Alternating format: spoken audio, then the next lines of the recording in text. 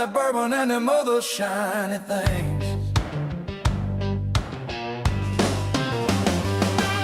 The smoke hangs heavy around the room, the glasses start to clink. My troubles drifting down the drain, I try my best not to think. Just the sound of my good buddies laughing at the joke. The stories flowing from our lips beneath the bourbon smoke. Yeah, the Thursday night blues are calling my name. Pour another glass, put out the work week's flame. Got the boys on the TV screen talking about that bourbon and them other shiny things.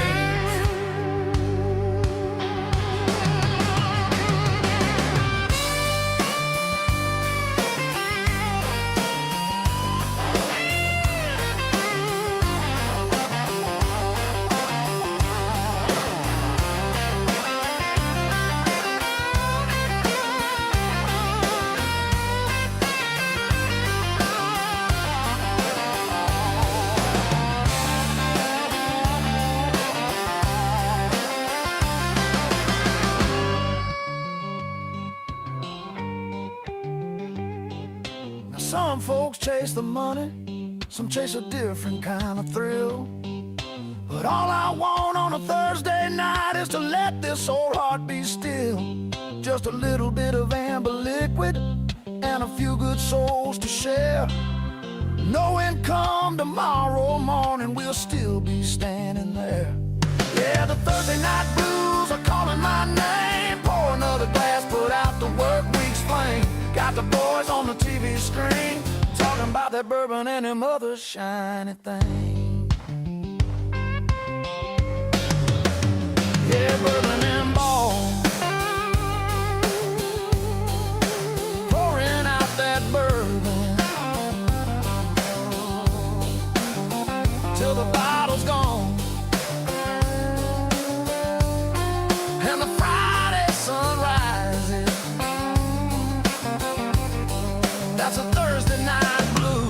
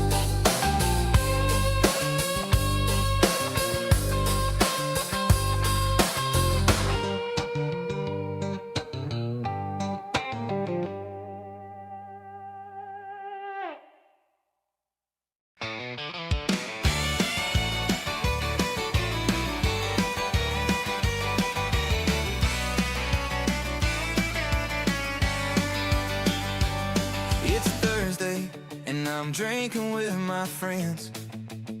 Yeah, we know it's early, but we can't wait for the weekend. We're in a hurry, cause we're thirsty again, but we're not worried when we're saying what we mean and what we meant. Honest camaraderie is something like the lottery. So all I ask and all I need are years of making memories. So keep on chasing highs, it's so damn easy, don't think twice.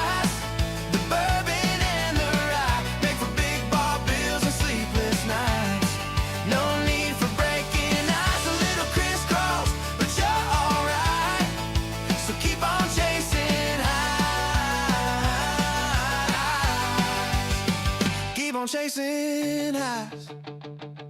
Another birthday and you spotted some gray ends, but nothing changes cause you know how Thursdays spend.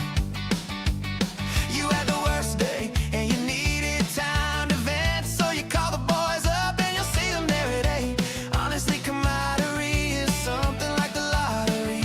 So all I ask. Oh my God, that's Weller. Knows that. Good God. Man, he just something died. Oh, That's bad. What did they feed him today, dude? I thought you. Oh, good. You can't even breathe in here. Oh, that's gonna throw a nosing off. Oh my god, I can't even. I can reach out. That could be one of our things we do. You know, we're talking about doing these commercials or these ads or these videos for these different products. I can reach out to a manufacturer that makes it today, get one, and you do the video. And sit there and go, oh, fuck.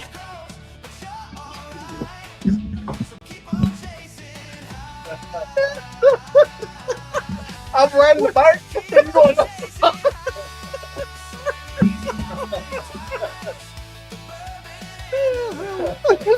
Put the glitter in my hand. I'm starting to become immune to press. This doesn't even bother me anymore. that's right. Oh.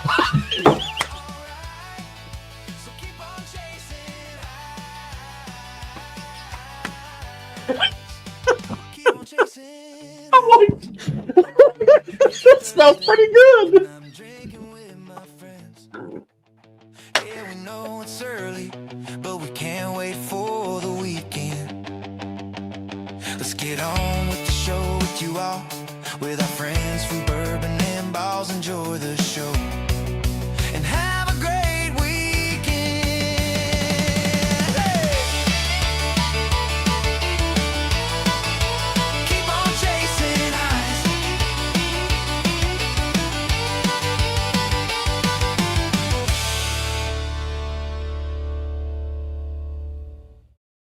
There's shit everywhere.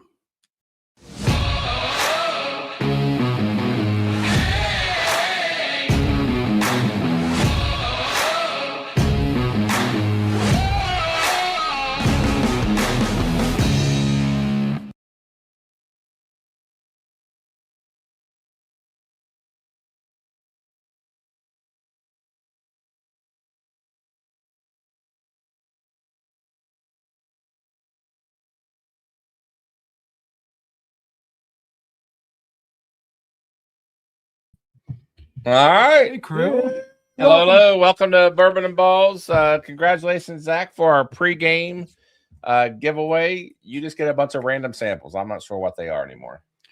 Actually, they are random samples, but you're going to have the Devil Road feedback, which anytime you get a sample from the pregame, you're going to get a sample of the Devil Road. Yes. And we would like for you to go on Discord and give your feedback of what you think of it. It's going to help with Devil's Road. You can put it in their actual channel on Discord. Very good. And they help us out and help them out. Yep. Yeah, very good. Write his name on there. Mix it All with right. a splash of Dr. Pepper. With a splash of Dr. Pepper, Yeah, right? what do they call it? Devil Doctor and Devil. I don't know. Devil I don't know. Yep. Anyways, welcome. We got a regular show tonight. We do. We're not rushed. We can spend some time with our guest tonight. With this Jeff from Redwood Empire, which I'm excited about. I don't know if Jeff realizes how much of bottles that we have is. He sent a couple of bottles, which we are very, very grateful for.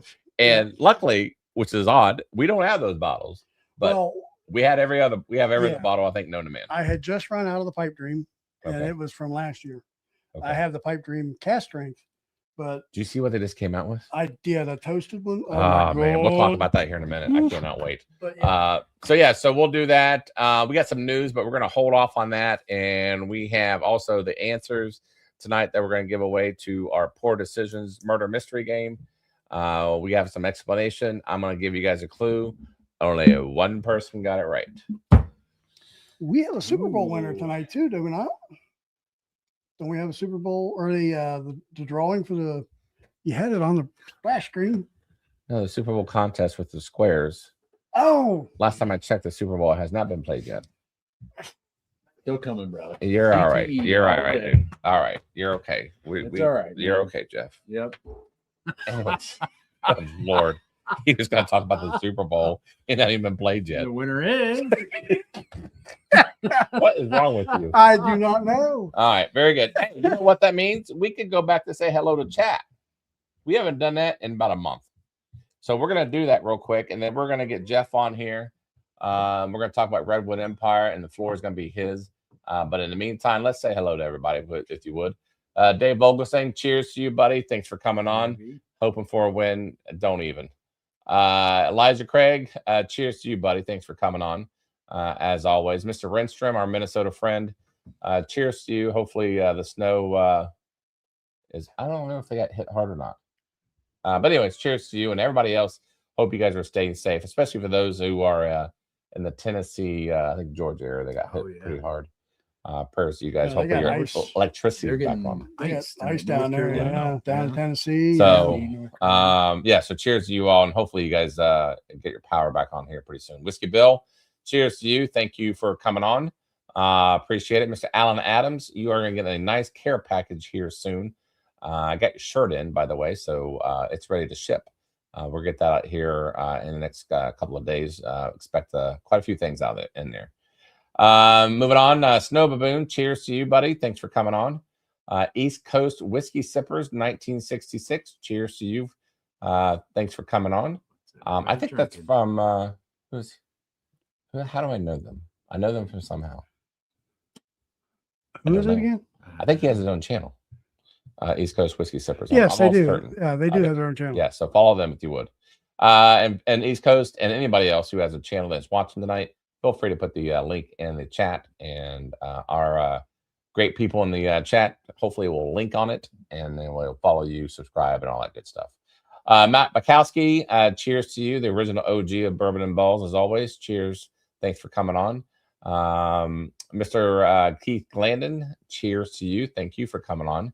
We're going to talk about Keith Dave here in a little while. This weekend, Zach Keith. McCormick, cheers to you, the winner of the pregame. Thanks for coming on.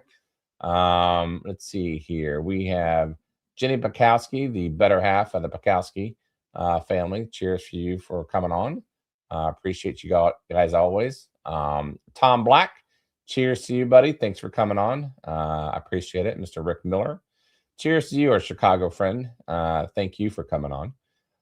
Let's see here. We have a lot of people saying hello. Is it Gandy on? Yeah. Yep, Gandy's there. Oh, I must have missed him. I'm sorry. How can we ever forget Gandy? No one can forget Gandy. Can never forget Gandy. Yeah. So Gandy Road, cheers to you, buddy. Thanks for coming on. Appreciate you always. He's one of our original supporters, and there's so many stories behind that. But I digress. Gary McDonald, buddy. He is on our original pick team.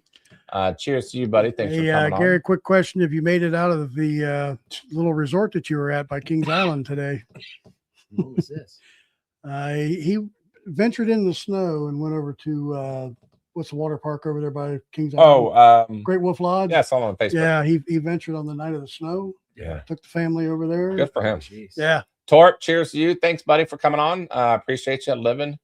As always, as we all know, Torp has the ultimate bottle from Bourbon and Ballz, where it is engraved Ooh. From us and Gandy too. If you know that story behind you, if you know, you know. Husky Dog, cheers to you, buddy. He may make our private tasting. Did you hear? I meant to tell you that. No, I didn't. Yeah, cool. That'd be nice. That'd be freaking awesome. Cheers to you, Husky Dog. Thanks for coming on as always. Crappy Cat, cheers for you, buddy. And then to round up the whole family, Stan Sabick, cheers to you. Thank you for coming on. Appreciate you all you guys as always. Appreciate you guys. We have S. Conlon. Thanks from Bourbon Auto. Yes, dude, they are becoming my new favorite app. The school app. Yeah. If you guys don't know anything about it, download the school app and look up Bourbon Auto. SKOOL. Yes. Yeah. I'm telling you, it is a very active group. I hung out with them on a quasi Google Meet. They had their own little meet inside the app. It's pretty cool hanging out. I met some new people and like-minded people and smart people for that matter. That was a good experience. That was kind of cool. So I highly recommend you guys go check it out. Join their community. It's a very active community, and they have a lot to talk about. So I did really enjoy that. That's awesome. Darren. Oh, I do that every time. Well, I mean, is it Darren or is it Darren? I mean, I think it's Darren. Yeah, I think it is too. Substitute teacher every week. Yes, It's like deja vu. I thought he had. You know what it is? It's like it reminds me from oh god, from what's that Will Ferrell? where he reads directly off of the teleprompter. Anchorman. Yes, that's what I just did. I just sat there. Darren, sorry about that, buddy. It's not Duran, Ron. I'm sorry. I do that every week too, and I just get messed up on that one. So Did you get Chris? Yeah, Chris Blankenship, buddy. Cheers. Thank you for coming on. He is the only Drams guy, West Virginia bourbon guy. If you haven't checked out his channel, it is directly West Virginia bourbon guy, and he does bottle reviews. He's the single barrel guy, so check him out if you would. Ashley McAdory, cheers to you. Thank you as always. We're going to see you guys here in a couple of months down at the Spillway down in Mississippi. Cannot wait. Yeah, we got to figure out that drive. Yeah, I don't know if I'm going to fly or drive. Well, I ain't flying. I'll drive it, but I ain't flying. I don't know. We'll see. Yep. So, all right. Are you going to go? Yeah. Oh, okay. Well, if you want to, one of you two can drive, then we're good. You going, Tyler? No, Tyler can't make it. All right. It'll be the three of us. Okay. Yeah, All right, I'll great. drive and we can split the driving. You two can. I can't drive it. You know that. I know. You sleep in the back. Correct. Yeah. All right, David Tango, cheers to you, buddy. Thanks for coming on. Mr. Michael Bortner, cheers for you. Thanks for coming on. I appreciate you both for coming on. Let's see here. I love when people just say cheers back and forth. That does like that. Yeah, like chat is active tonight. That's it is very active. Love it. Right. Let's see here. I think we're getting through it, guys. Let's see here. We got Tyler saying hello to everybody, but thank you, Tyler, in the back, for helping us out each and every week. Believe me, you make this show go a lot easier. I can promise you that. It is. So, all right. So moving on, Harold McAdory, cheers to you. Thanks for coming on. Appreciate you always. Let's see. Buffalo Bourbon Enthusiast, thank you for coming on. Appreciate it. If you haven't checked out their channel, which reminds me too, is later on we talk about the barrel pick. We have updated news on that. Okay. So, all right. Moving on. Tracy Silla Yorkie, cheers. Thanks for coming on. Mr. Richie J, our Mississippi friend. I hope you're coming to the Spillway. We get to meet you too, I would imagine. Jeremy Monroe, 3410. Cheers to you. Thanks for coming on. We've got some new names here, and those who come on here regularly, if you guys see a new name, just reach out to them and give them a Bourbon and Ballz hello, if you would. Let them know this chat is very welcoming. All right. Moving on. Mr. Percival, thank you for coming on. Cheers. Thank you very much. You guys are in for a special treat. We do have Jeff from Redwood Empire coming on. I've been waiting for this one for quite a few weeks. Miss Sandy Jones, as we all love very much. Cheers to you. Hope we get to. I'm going to be out there tomorrow night. I'm going to see you at the Union 42 bar with Gandy and the rest of the gang. Yeah. Come on out on Saturday night too. So yeah, exactly. We'll discuss that here in a little while. So, nevertheless, nice to see you. Yes, Mr. Bukowski, it is going to be regular, and I'm glad that you are. All right, then moving on, Mr. Tom Black. I believe I don't know if he said hello. If he did not, I apologize. Mr. Tom Morrow Solutions, nice. Cheers to you. Hope everyone is done with the winter as I am. Yeah, the cold is still here. It was -3 when I left the house this morning. Oh, Sandy said something about the Steelers. Yes. Yeah. All right. Very good. What kind of stupidity was that? I know. Anyway. Chill Will Rocco, cheers to you, buddy. Thanks for coming on. I appreciate it. I think we're getting to the bottom here. 1J Cornett, nice. Thanks for coming on. Appreciate you coming on. Chili Will. NorCal Dodgers, Bourbon Auto in the house. I met him last night. Yeah, who's Chill Will Rocco there? See that? I did. Oh, did you? Okay. 30 seconds ago, My CPE. bad. I know. Thank you. You just need gentle reminders. Show me the proof. Cheers. Thank you for coming on. I swear. Scott Gallagher, cheers, buddy. Thanks for coming on. Appreciate you. Thanks for catching the show. Hope you enjoy what we have for you this evening. Sweet Lisa 22, cheers to you. Thanks for coming on. Appreciate to see a lot of familiar names tonight. Bourbonado Jared. Yes, Jared. He's the man. Oh, my God. I was about to do the whole. I don't know why I said he's the man. I was about to do the whole cheer thing. You know the whole thing. No one can. No one can. Anyways, he's part of Bourbonado. Cheers. I don't know why I even said that. I have no idea. I mean, I was about to go into a rant. So, Mike, nice. Cheers, buddy. Hey, Mike. Thanks for coming on. as always. I'm still laughing about that. So, all right, moving on. Micah, thank you, buddy, for coming on. I appreciate it. Let's see here. I think we are getting. Yeah, Gandy had to retire from the engraving. Gerald Romine, nice. Cheers, Hey, Gerald. Thanks for coming on. Where's your better half? Yes, I'm sure she is somewhere around here somewhere. Real quick, I do want to highlight this one. I asked about the weather. They have power now. Nice. Okay. All right. Yeah, so Josh and Aaron over at Stuff and Whiskey, they were hit pretty hard. Yes, exactly. Cheers to you. I'm glad your guys is Yeah, they got all ice down there, didn't they? yeah. So Yeah. East Coast Whiskey Sipper, yes. I met them and a few others too. And that was a great chat. It was a nice where we talked about everything. Smart people, very good, cool people to hang out with. Yes. And this another shout out from Bourbon Auto fans. Again, go to that school app, guys. I highly recommend it. John Shank, cheers to you, buddy, from Yorkshire, Pennsylvania. As always, thank you very much. Yorktown, Virginia. What did I say? Yorkshire, Pennsylvania. I sure did. I sure did. Is there a Yorkshire? No. I don't think there is. Yorkshire. Yeah. I don't know where the heck you come over that. I think this came up. Yorkshire. Is there a Yorkshire town? I don't. I don't know. Tyler, look that up. Still a Yorkie, maybe. No, Yorkshire. see if there's a Yorkshire, Did we Pennsylvania. have this conversation already with? No, I don't dogs think or so. something? I don't know. I If think there we is, did. you all owe me. Oh, we don't really know. No, I know. I love how like his mistake becomes Yeah. our. Thank you, Jeremy. indebtedness. Bourbon Auto Crew here for trying the gang. I appreciate it. Anyways, Corey, CJ, P Bourbon, thank you very much. Thank you for coming on. Appreciate it. And I think we're getting to the bottom, so we can get to our guest. Hold on. Am I right? There's a Yorkshire, Pennsylvania. How big is this? Yorkshire, Pennsylvania. Scrabble that. But how long have you known John? It's a neighborhood. It's not. Okay, but still it exists. For anybody that has headphones on right now, I do apologize because you probably don't hear me right now. What? No, I'm just saying there's a Yorkshire, Pennsylvania. You all can just, I got it I right. understand that, We but owe you you. blew everybody's eardrums there. I'm just excited. He just mic dropped. All right. I'm just saying, you all. Oh. Yes, don't East Coast, don't inflate Jeff's head with those hats. Show Will What Rocco. did he say? I didn't see what he Nothing. said. Don't worry about it. We're just gonna move on. I'll go back and see. All right, I really would like to get Jeff on here. So Chrissy Romine, there's the other better half. There you are. Nice. She's eating, and I put that politely. So here we go. Yes. Man, Bourbon Auto's showing up. Nice. Appreciate Love that. it. Thank I you. know, very good.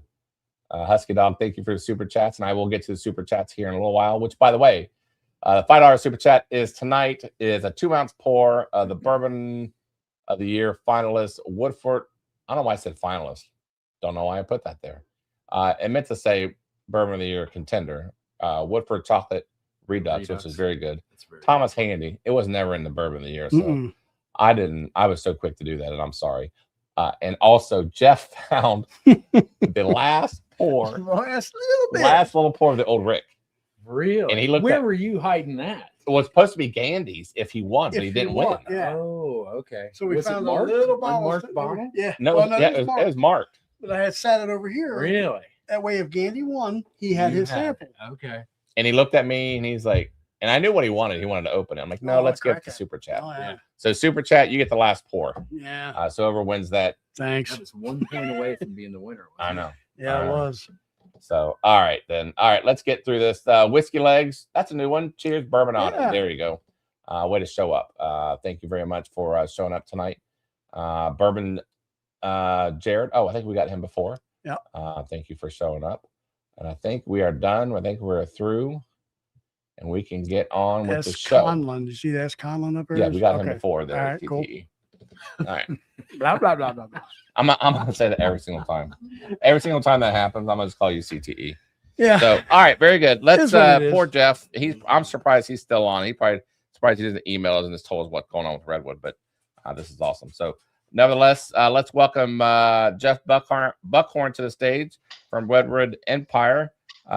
Jeff, welcome to. Hold on. There we go. Sorry. Jeff, welcome. How you doing, Am I- buddy? Welcome to Bourbon Can you and guys Ballz. can you hear me? Loud and clear. Yes, sir. And you can see me. Yes. Loud. Yeah. Well, yes, Crystal. Awesome. Cool. Then we've accomplished a lot. I Yeah. just want to start off by saying, man, I love your stuff. I do. How I many was. bottles you got? I've got like 10 or 12 bottles. We couldn't put them on the table because they wouldn't fit, and then they wouldn't be able to see You anybody. wouldn't be able to see anybody. Like Yeah, you crept a few more things on the table here, and I thought we were going to. we did, that, and the thing is, this is only like the third of what we own of Redwood Empire. Yeah. Like, not to get Yeah. fanboyish, and I do Yeah. want to stick to the task at hand and do the interview, but I mean, there's like a good. I mean, you don't have to do all of it, but there's like I love 6 it. Yeah, and we have all your cast strengths, all that kind of stuff. And I don't mean to, we love to dabble, but I'm glad you have the bottle and bond. We're particularly proud of those. Lauren, my master blender, and I. That's something we really enjoy putting together every year, and I think does a great job of kind of showing off how we're growing as a distillery through time. Right. Boy, you guys have grown, and we have followed you guys for a very long time. And as you can tell, we're fans of you guys. And not Nice. often do we have a distiller on where we're also huge fans. A lot of times we're learning about new distillers, which I love. I don't see any of these though, huh? Is that the haystack? Yeah, I Yeah. got virtual background. Yeah, here we Well, go. if this show was next week, then you would, because down at Party Source they have a haystack pick, and on my way down this weekend I do plan on getting it. So Nice. Yeah, Right on. it's really hard in Ohio to get. I mean, anything other than your standard selections of your Emerald Giant and your Lost Monarch, the basic ones, it's hard to find. So And Ohio's tough. Yeah, Yeah. It's not an easy state for us. yeah. So anytime I see anything other than those basic three, I'm snagging them. I mean, yeah, really, no, for 'cause, sure, yeah. for sure. But So that clear speaks this to up. what you do, Jeff. So why don't you take us back from the beginning for those who may not know who Redwood Empire is? Let everybody know who you are personally, and then how Redwood became to be. Yeah, great. A little history lesson. Love it. So I'm Jeff Duckhorn. I'm the master distiller of this project, Redwood Empire. I've been the guy making the whiskey since we really started, and that goes all the way back to 2015. So we're now in our 11th year, and pretty amazed that we've gotten that far and have so much experience and a lot of fun whiskeys made along the way. But we're Northern California based, and so as you can imagine, doing things a little bit differently. We come to this from kind of a bit of a winery background. We're all owned by one gentleman, Derek Benham, and he a very successful gentleman in the wine world, and has grown some really great wine brands over the last 30 years.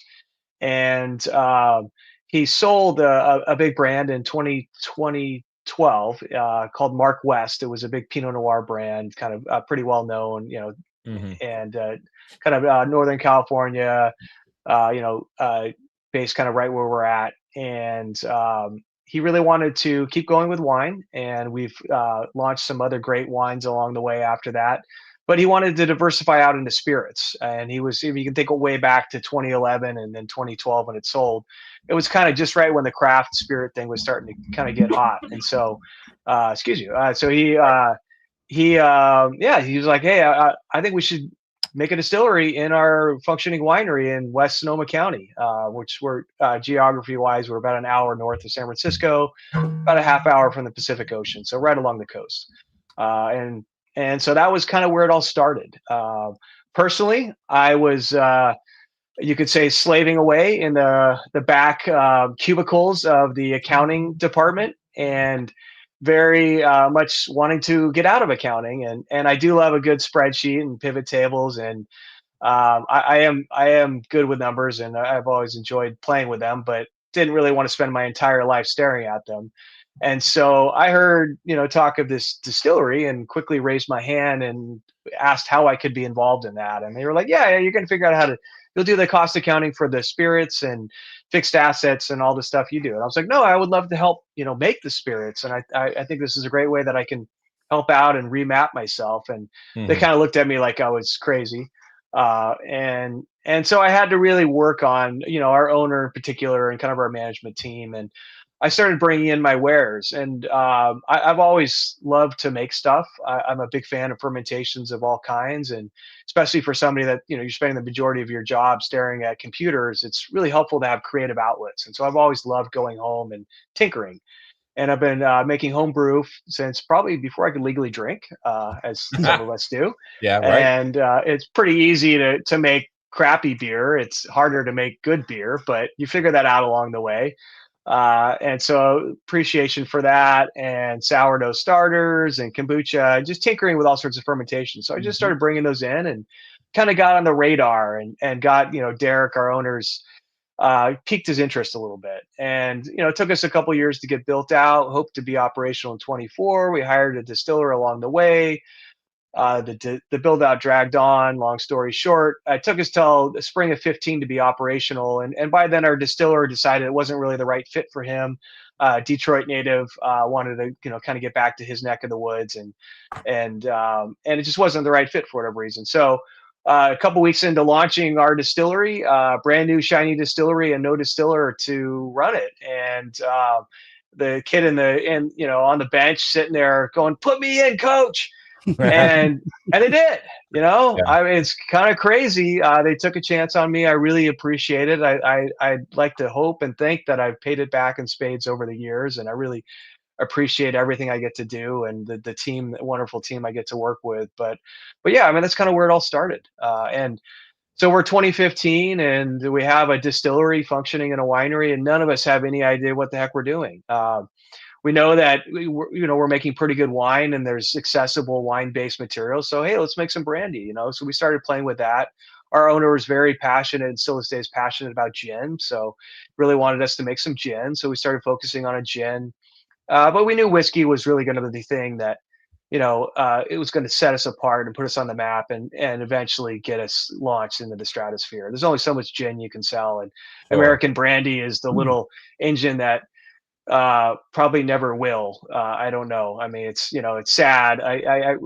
Some of us really appreciate it for what it is, but it's pretty hard to sell, and it's expensive to make. So I don't see brandy lighting the world on fire anytime soon. So Okay.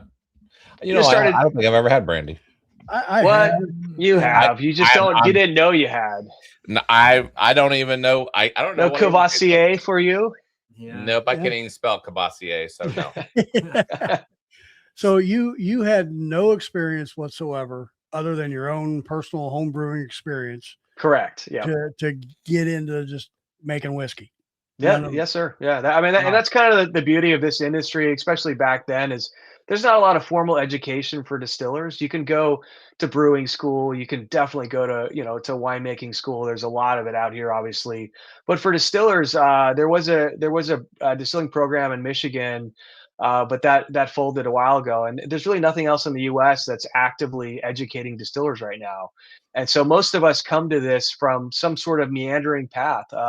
Lauren, my master blender, she hung out in Japan for a couple of years and taught English to Japanese students, and then was passionate about chocolate and started doing chocolate and whiskey tastings, and kind of slid in that way. So a lot of you talk to 10 distillers, and I guarantee you're going to have 10 very diverse and hopefully probably pretty interesting stories about our origins. And I think that's what makes our industry unique and fun, is that we're all coming at this from very different directions. There's a lot of scientists that are coming at it from a biology, a chemistry standpoint.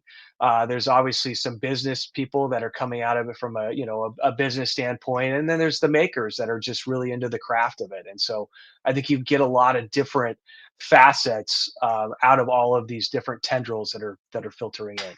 Sure. And then real quick, chat. Those who are in the chat, remember, as always, when we have a guest on, I guess this is each and every week.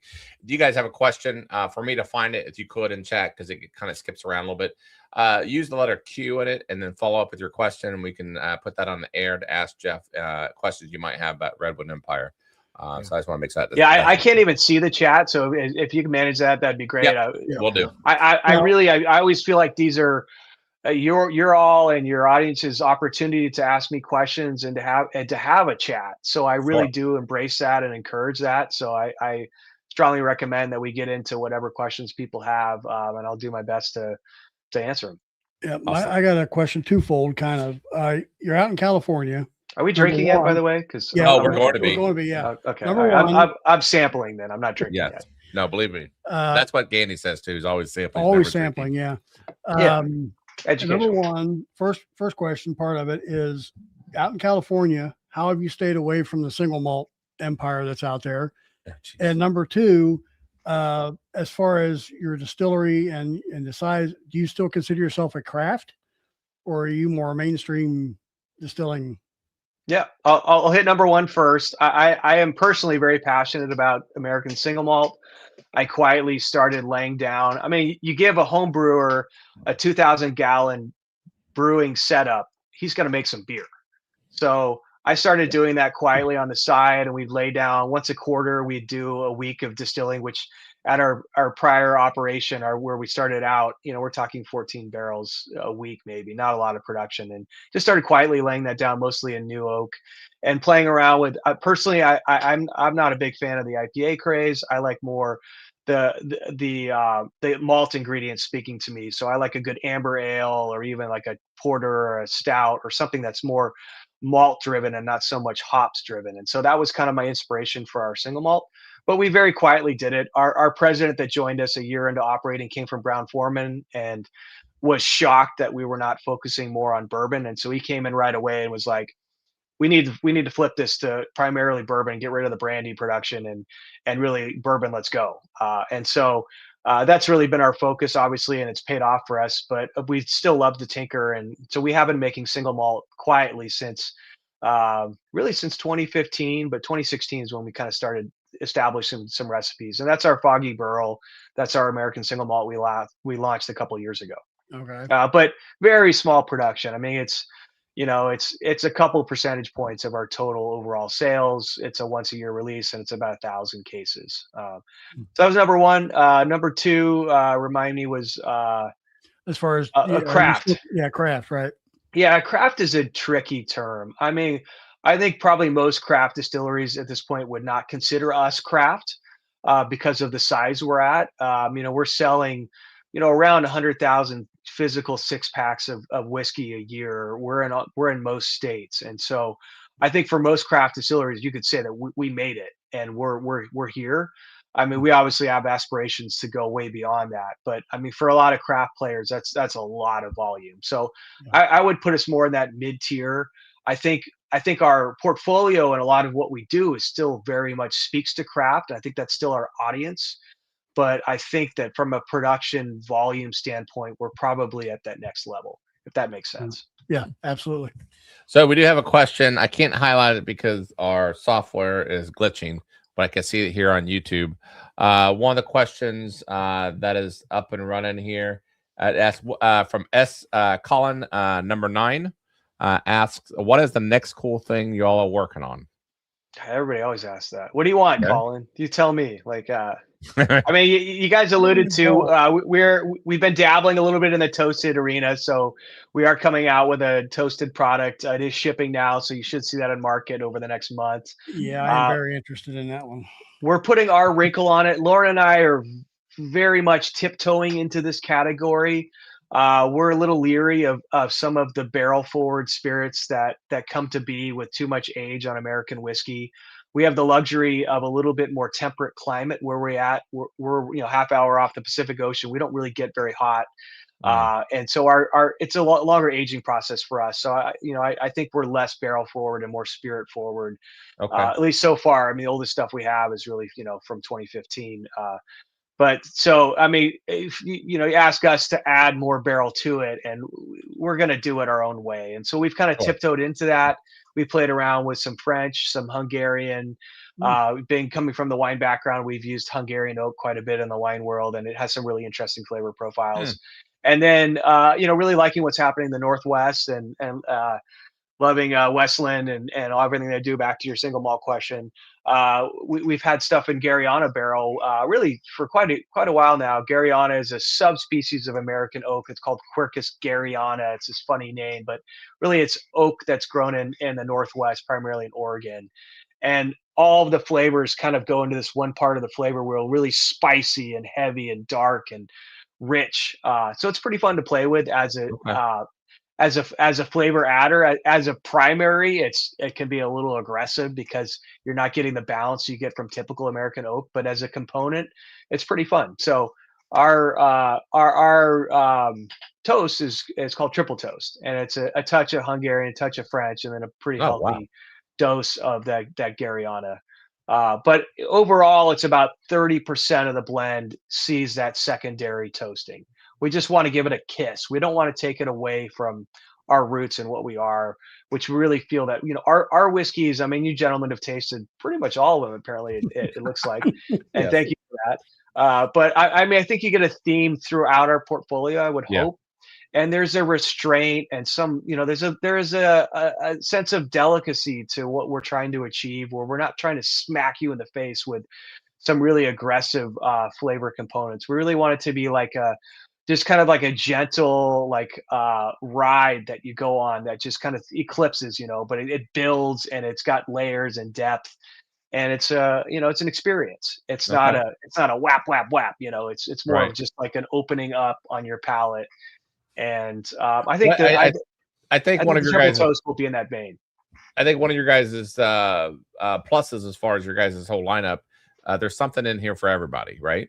Yeah, for sure. So I think that's why a lot of people attract to you guys and who you are. So you're not just attracting certain kinds of people. Anybody can come in at whatever level of bourbon that they're on. They definitely can come in and try your guys' stuff and definitely find something that they're gonna like. Well, right. Maybe even some rye.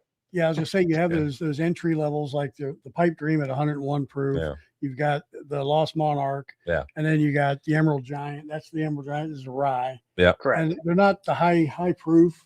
The cask strengths get up there. Yeah. But those Yeah. are more your kind of break-in Entry level. entry So- levels. Yeah. Let's I know there's other questions, and we'll Speaking of definitely get your breaking guys' questions here in a second. Let's get into this whiskey because What would you like for us to break in with, Jeff? so here are the four that we have. By the way, we thank you for giving us the bottles that you had sent us, which were the Which we're 101 not. Say We're that going again. off script a little bit for me. So yeah. So do you have the four in front of you? Do you have them in the order that's on the screen or the reverse order? We have them in this. We The way have the they're Pipe poured. Dream first, the Pipe Yeah. Dream cask strength. Then we Yeah, have let's do that. the Screaming Titan, which was a bottle you sent us, and then we Right. also have the Devil's Tower. Devil's Again, Tower. I think that, I would definitely do Devil's Tower last. I think Yeah. doing the small lot series separate because that's kind of a different part of our story. Okay. We allude to our core is our core three, and this is the Pipe Dream OG, and this is our everyday Pipe Dream, and that's one of three products. There's the Lost Monarch and the Emerald Giant as well, and those are all line priced. They're all line proofed at 90 proof. That's what we launched the brand with in 2019. And those are the ones that really it's our entry into, it's the customer's entry into our brand. They're the hope is that they'll work on premise. They're at a price point that's we're trying to get to, cocktail friendly pricing. Mhm. And that's really where people kind of get introduced to Redwood. And then from there, the sky's the limit. As you gentlemen were alluding to, we have some diversity that you can kind of go down whatever rabbit hole you want, or whether it's higher proof or higher rye or off into the malt land or whatever else. And so, you're not drinking Pipe Dream Core though, so we'll skip over that. But the 101 is everything we love about Pipe Dream, which is our flagship item. It's our number one seller. It's a little less than 50% of our overall global sales. It's everything great about that. And Pipe Dream it's all about the blend. And this series for us, that's kind of what we talk about. They're all blended whiskeys. So they're whiskeys from parts of the country other than California. So everything we make, every single product we have in market has at least some California distillate that we made from scratch. But the core series has a pretty healthy dose of whiskeys made from other parts of the country. So Pipe Dream is a 4-state blend, California from us, but also Indiana, obviously MGP, the classic source distillery that makes phenomenal spirit.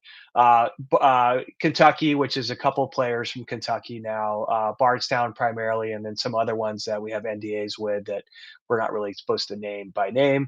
And then Tennessee, and you talk about Tennessee, and everybody knows it's Right. one distillery in Tennessee. Okay. So No, it's a 4-state blend, 4-year minimum, up to 14-year maximum. We were able to go out and grab some beautiful old stocks of bourbon early Wow. on, and proofed at 90. So that's the core. What you have in your glass is all of the best part of that, but we just elevated it. So we went to 101 proof versus 90 proof. We raised the minimum age from 4-year up to 5-year. On average, we raised the average age up a couple years, so you're now more like in the 6-7 year range. And we've added a significantly larger portion of our grain to glass. So think, our bottle and bond, our Grizzly Beast. There's more of that spirit in this, and I think it just takes that pipe dream experience, which is pipe dream's great. I mean, it's a very approachable bourbon that anybody that tastes pipe dream, they'll be like, yep, that's a bourbon. It's very approachable. It's very drinkable. And this just gives it some additional layers of depth and complexity. It just puts a little more hair on it. The one thing I'll say about this pipe dream, and as we're drinking it now, this 101, most bourbons, and there's nothing wrong with that when I say this, most bourbons, there are a lot of good bourbons out there. Some bourbons, like they'll break down in mid palate to the finish where they don't kind of really finish off. This thing is balanced from front to end. And I obviously that's done with intent. But you guys have done a phenomenal job with this one, as we kind of drink it. But what is the retail on something like this, if I may ask? It's in the 40s. I think we launched it closer to 50, and we're drifting it down closer to 40 as we realize the new world that we're all in with pricing, which the consumer is going to win over the next couple of years because there's a lot of great whiskey out there, and there's the same amount of buyers, and so you're going to see pricing drift down a little bit, and so you'll probably start to see this, more like low 40s. Yeah, I mean, this is one of the ironically, Pipe Dream was, our core thing we launched within 2019, but this is one of the most recent things we launched was this 101.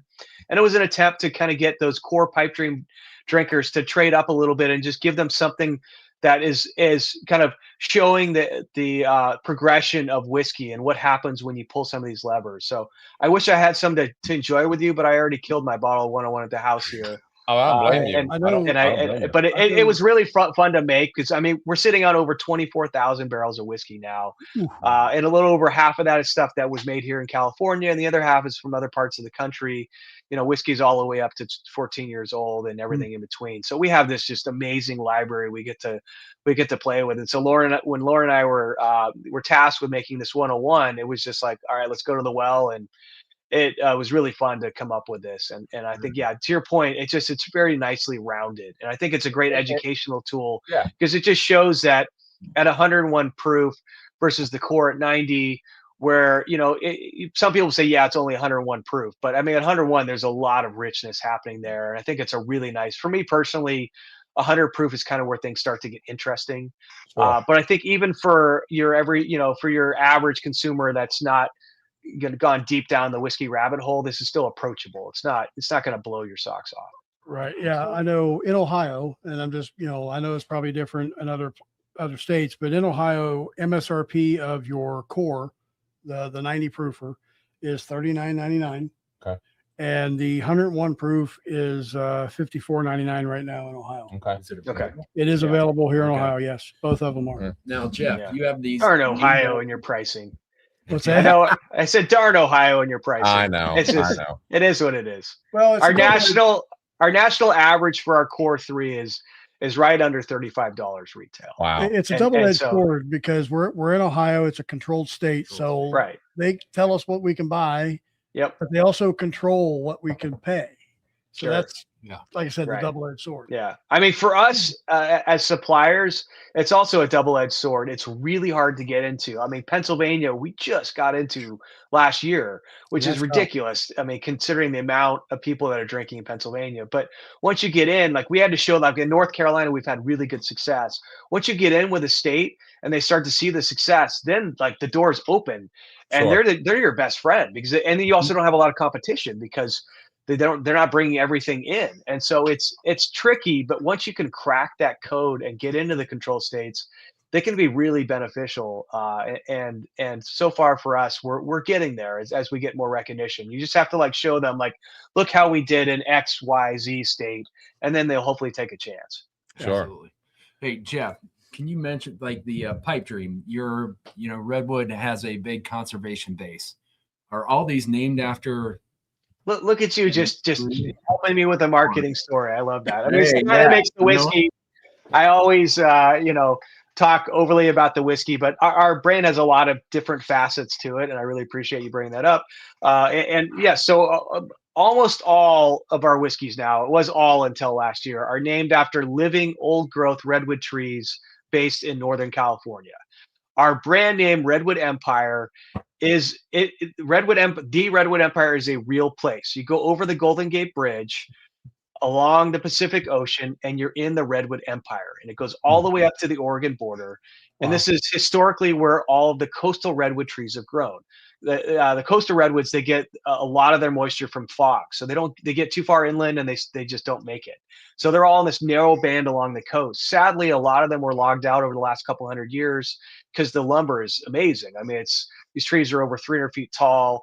They're disease resistant. They're microbial resistant. They make just phenomenal lumber products. And so, but fortunately, some people got together, in the last 50 years and started to protect these forests. And so they're all, what's left is mostly protected in state and national parks now. And so we went through and found some really cool trees and some great names that we thought would work well that are in the Redwood Empire that work with our brand story. And we're all about Northern California. So for us, it does some really nice storytelling and bringing it all back. And so Pipe Dream is a living old growth redwood tree. I actually was able to hike out to it. Most of these trees are not marked. You have to just kind of, get the global positioning and lat long it out there. But our core offerings do have the latitude, longitude on the front label on the side there. And the Pipe Dream was pretty darn cool. It wasn't marked, so I'm not 100% sure I was at the Pipe Dream, but it was definitely the biggest tree in the area. There was the John Muir tree was next to it, which is supposedly very similar. So maybe I took a picture with the John Muir tree. Who knows? Yeah. Nice. But these trees are over 1,000 years old. They're over 300 feet tall. They're quite spectacular, and we love them. So so that's our branding story. Since we've launched, we've been planting trees for bottles sold. So we have a couple organizations we work with. We started with a global organization called Trees for the Future. Not planting redwoods; they take 1,000 years to grow. We don't have that kind of time. So Trees for the Future is mostly planting in equatorial regions where heavy deforestations happen. Central America, Africa, places that can benefit a lot quicker from the financial impact. More recently, we have started spreading that out and contributing to Save the Redwoods League for One Tree Planted, which is a U.S. organization, and some other great organizations. We've done mangrove plantings in Florida. We've done some really cool fire restoration things in this neck of the woods, and we really try to kind of tie that all back together. Well, yeah, and these trees are resilient as hell. I mean, they've been in the forest fires, and they go in and clean them out, and they come back. Yeah, for sure. They actually need fire to regrow. They when they get enough fire, that's when the seed pods start to pop out and spread. And so they're well used to fire. You look at some of these trees that are very old, and they've been through many fire events. And we unfortunately had a pretty serious one, really less than half an hour from the house, 20 miles away. And it was one of my favorite old growth forests. And it was pretty devastating up top, and it's kind of the smaller chaparral and brush, but it didn't really get into the old growth forest. Where it got in, it burned out pretty quickly because it was so moist in there, and they did a good job protecting where they could. But I mean, within a couple of years, it was all kind of back to status quo. So they are, to your point, very resilient. Yeah. Very cool. So we do have a question here, or maybe a comment. It does say, impressive how the math guy, this is a minute back when we were talking about this. You were talking about people from different industries and whatnot. Eliza Craig says, impressive how the math guy finds how his creativity at the distillery, learning on the job is better than following directions. And that's Yeah, a little math humor for you. Yeah. So I mean, it's that left brain, right brain thing, right? You gotta right, exactly. Right. Chris Blankenship does ask, I've always heard of amazing things of the 14-year-old haystack. It says, are you guys trying to blend to that profile in the near future? Yeah, great question. So Haystack, the original launch of Haystack, which was probably about let's say it was 2020. We launched that. We were able to convince our owner in 2016 to buy some already pretty old MGP of their standard bourbon, and we bought a little over 300 barrels of that, and it was it was probably, I think, like it was 2006. So yeah, it was approaching 10 year at that point. It was delicious, and I got to go out to MGP and knock on the barrels. We were trying to figure out how many were empty and just kind of the general state of them. And so it was super fun to get out to MGP and check out their column still, and then go through some of their old rick houses and then their new rick houses. And it's a very impressive operation in Lawrenceburg, Indiana. But so we purchased some of these older barrels with the intent to use them as blenders, which they go into all of our pipe dream runs. But then we got a little farther down the road and we said, well, maybe we'll do some single barrels. So that's where Haystack originated from. It was all from this single lot of fall of 2006 MGP that we let get to 12 years. And we started doing some single barrels around. We did some finishes. We did some cab, some Chardonnay. We even did an apple brandy finish, which is pretty fun. We teased it out to 14 year. We personally felt by 14 year some of them were starting to get a little bit tired. I mean, the wood was really starting to get heavy, and then the yields were also pretty brutal. So we let some get to 15, but the majority we started tanking at 14 when we really thought it was just still in its prime. And we have still some stainless steel tanks of that, with the intent to continue to use it as a blender. But really for us, our goal is long term to move more and more into what we're making from scratch. And so we let Haystack kind of phase out over the last couple of years, and then we relaunched last year, really 24, as we're now in 26, with the reinvention of Haystack and this really fun bottle, which is this custom bottle that has like this wood grain in it, and it's got the tree rings on where I can find my camera here, Nice. on the bottom. But this is an 8-year grain to glass, and so it is now 100% from us, single barrel. And so that's where Haystack is transitioning and has transitioned into. So you won't, if you have a bottle of that 12 or 14 or even 15 year Haystack from early on, you'll never see that again. Wow. Okay. So enjoy it. Tell your friends, drink it. Don't hold on to it. Holding on to whiskey for me is stupid. I agree. Yeah, drink it with people you enjoy and Yes. and enjoy the memories. I had killed mine off. So we have a couple years ago. So we have another question. Ashley, I saw your question. I can't repeat it on air, so we're gonna move on. I love you to death. Well, if you ever do the replay, you'll figure it out. And I love Ashley to death. She basically, I'll translate it.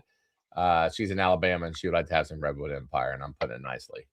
And she's saying great things about you also. Don't worry about it. Great. All right. She's just disparaging Alabama and their lack of ability to get our whiskey.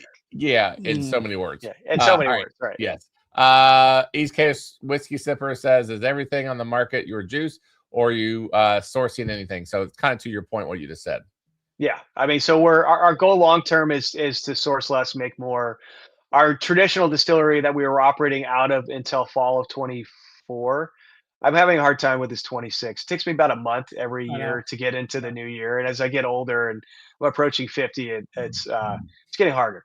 So I call it fall of 24 is when we shut down our original distillery. And that capacity for that place was about 4 barrels a day. And we were, on a really good year, our max year, we were a little over 1,000 barrels a year. So, I mean, that's a little over, 20,000 12-pack cases, and that we're already double that. So we knew that we were never going to get to the finish line with being 100% grain to glass, and that's why we started sourcing early on. And for me, it's been a really fun way to get to explore other distilleries, get to launch some really spectacular juice to market, and not shortcut time. Which for whiskey, if you shortcut time, everybody will know eventually, and you're just doing yourself and everybody else a disservice. There's no, I've tried many different creative, scientific, whatever you want to call it, experiments over the years with trying to cut time off whiskey aging, and I haven't found anything yet that's appealing to me. I mean, whiskey just takes time, especially bourbon. Right. For me, bourbon just starts to get interesting at 4 years, and that's kind of like, that's the seller. And so for us early on, it was like, well, let's, if we can bring some older things in from other parts of the country, we can really kind of catapult ourselves forward. And it's been a fun strategy. But where the rubber really meets the road is when you start to talk about launching your own juice. And so that, I think we've done a good job of tiptoeing into that world, and we continue to slowly evolve in that direction and not rip the Band-Aid off all at once. And so you'll see more and more products that are 100% from us, but it'll probably be a while before we get to 100% of our portfolio being from us. Okay. When Yeah. you do source, do you have a certain profile you're looking for, or I mean, or do you give them your mash bill? And Yes, we give them our mash bills. I mean, so historically we were sourcing with MGP for the first couple of years. They used to not do custom mash bills. I've heard that they're now being more flexible on what they'll do. But historically, you got what you got. You got, they're 74-20, was it 74-21 or whatever it is, 75-21-4, I think it is. Whatever that is, they're Right. 3 grain. Yeah. But then we started working with Bardstown Bourbon Company in 2018. They would do and have been doing our 4 grain mash bill. We like 4 grain. We like to sneak a little weed into just about everything we do. And we've done that now with some other distilleries as well. So we should get into our second pour. Sneak a little weed. Sneak a little weed, but it's not what you think it is. Okay. I looked Wheat. at- I'm like, Wheat. Oh, wheat. Oh, Wheat. my bad. I thought you Yeah. said. Well, I mean, you're Yeah, you say California. Northern California, and everybody's like, yeah. You're from California, and I swear. I to God, I you said know. you I said know. weed. I'm just Fair saying. enough. Wheat. Wheat. All right, my whiskey. bad. My bad. We both looked at each other like, I wasn't What getting did you half say? for CBD. It's All right. legal in California. yeah, that's why I was wondering what you were saying. So, Yeah. real quick Sorry. question. I also mumble a little bit, and the No, whiskey you're doesn't fine. help. We gotta that, get through yeah. these questions. Yeah. And I don't want to take too much more of your time, but we do have to. I do want to get through these questions. We gotta get through our pours too. Yeah, I know, right? Torp does ask, as a numbers guy, how much does being in California make the MRSRP what it is? Selflessly, all right. Selflessly, he'd like the Grizzly even more, a few bucks cheaper. I don't know if that's Yeah. a question, more of a request. Torp, That's fair. That's fair. I mean, I think it's tough. I think that when we launched this company in 2019, the world was in a very different place, and then COVID hit, and then even throughout COVID, pricing was still pretty high. And I think the new realities I alluded to earlier is you're going to see things kind of trickle down a little bit, and you'll probably see that from us along with everybody else. But it's tough. I mean, we put a lot of care in this, especially making 4 barrels a day. I mean, you can imagine there's a ton of costs at that. So it's not like we're raking in the cash. No, I get it, and there's a reason for everything. So no, it was just more of that's a nice compliment to you guys, if anything else, right? Yeah, fair. So cast strength is what we're on next. And I think you guys are already getting into it a little bit. That's the one we've got in the middle there, and that's all the goodness of Pipe Dream. But this is really an experiment in higher proof, and so these are significantly higher than our core 90. I don't know what bottle you have in front of you. Mine is 115.8 on the neck. Yeah. It's probably the easiest way to see it. Yeah, it's on the neck. That's 115.8. Yeah. So that's I think what we have out in market now. For me, I think that's, without being aggressive, it's a nice overproof proof, if that makes sense. Yeah. Oh, this is great. The previous one I've got is, I think this might have been your first cast strength on the pipe. 116.8, right? It's 1 point 116.8, higher. yeah. Yeah. And you can see the labels are just slightly different too. We got the guy to pop a little bit more and brought it a little bit brighter. Yeah. So we do have a question from Gandy Road. Have you got any more Moro barrels? If so, what expression will come of that? Wow, interesting question. I don't know how he knows how we have Seguin Moreau barrels. You know what? Gandy knows everything. Yeah. So we bought a distillery in the end of 2024, and this is when we shut down our original production facility. We were hoping for many years to build a larger distillery, either at our old location or somewhere in the area of Sonoma County. For whatever reason, we had a hard time finding the right place. And then this kind of deal of the century landed in our lap, where a pretty cool distillery that we'd actually been working with, and they were making some contract spirit for us, became for sale toward the end of 2024. They were making over 1,000 barrels a year for us since 22. And so we gobbled them up and we bought the distillery. They're based on Mare Island, so a little farther east, about an hour east from where our original location was. And with the purchase of that distillery came a significant amount of distillate they had made, and we're aging in Seguin Moreau barrels. I personally have never aged anything from our original distillery in Seguin Moreau. We're still evaluating what we like about it, but that's just one of many cooperages that are out there. They're more of a traditional wine cooperage. The barrels are made kind of for Napa Valley wine, and then now they're doing some whiskey stuff. So yes, we do have a significant amount of barrels in Seguin Moreau. Whether we'll do more or not, time will tell. But you will definitely see some stuff from those barrels, and you have if you've ever had a bottle of Savage and Cook, because Awesome. Oh, I love Savage and Cook. so that was the distillery we bought. Oh, you did? Hold on, you did? Yeah, that was the production facility that we bought with Savage and Cook. Oh, nice. All right, let's move on to the next one, if you don't mind. We gotta I just get real through quick. I mean, just on the proof, the higher proof on this one brings out a lot more of the flavor, Robustness. the Yeah. robustness of I it. mean, it's once you go high, and again, this for me is not high hazmat. I mean, mid-teens is like a still really nice. These are sneaky because of the age and complexity of the blend, where you can get people to drink these, and then you tell them it's 116 proof, and they're like, "What the?" Because they're a little bit sneakier because they don't have that aggressive burn that some of the high proofs have, and so these are super fun. Our Lost Monarch for me of the cask series is by far my favorite, and is phenomenal, especially for like high proof cocktails. Yeah. So yeah. So that's and this is a nice. You have them split on your screen, and I appreciate that because you have the one side which is kind of about our core offerings and some offshoots of those. And then we get into the other side, which is the other side of what we do. And that's where we really get to lean into our craftiness. And in that side, I would consider the Bottle and Bond, our Grizzly Beast, and our Rocket Top as kind of our flagship products. We launch those every year. We launched batch 5 last fall. You showed me a bottle of that earlier. And those are 100% grain to glass. Being a Bottle and Bond is this very narrow subset. We went 1 year beyond the minimum, which is 4. So ours is a 5-year.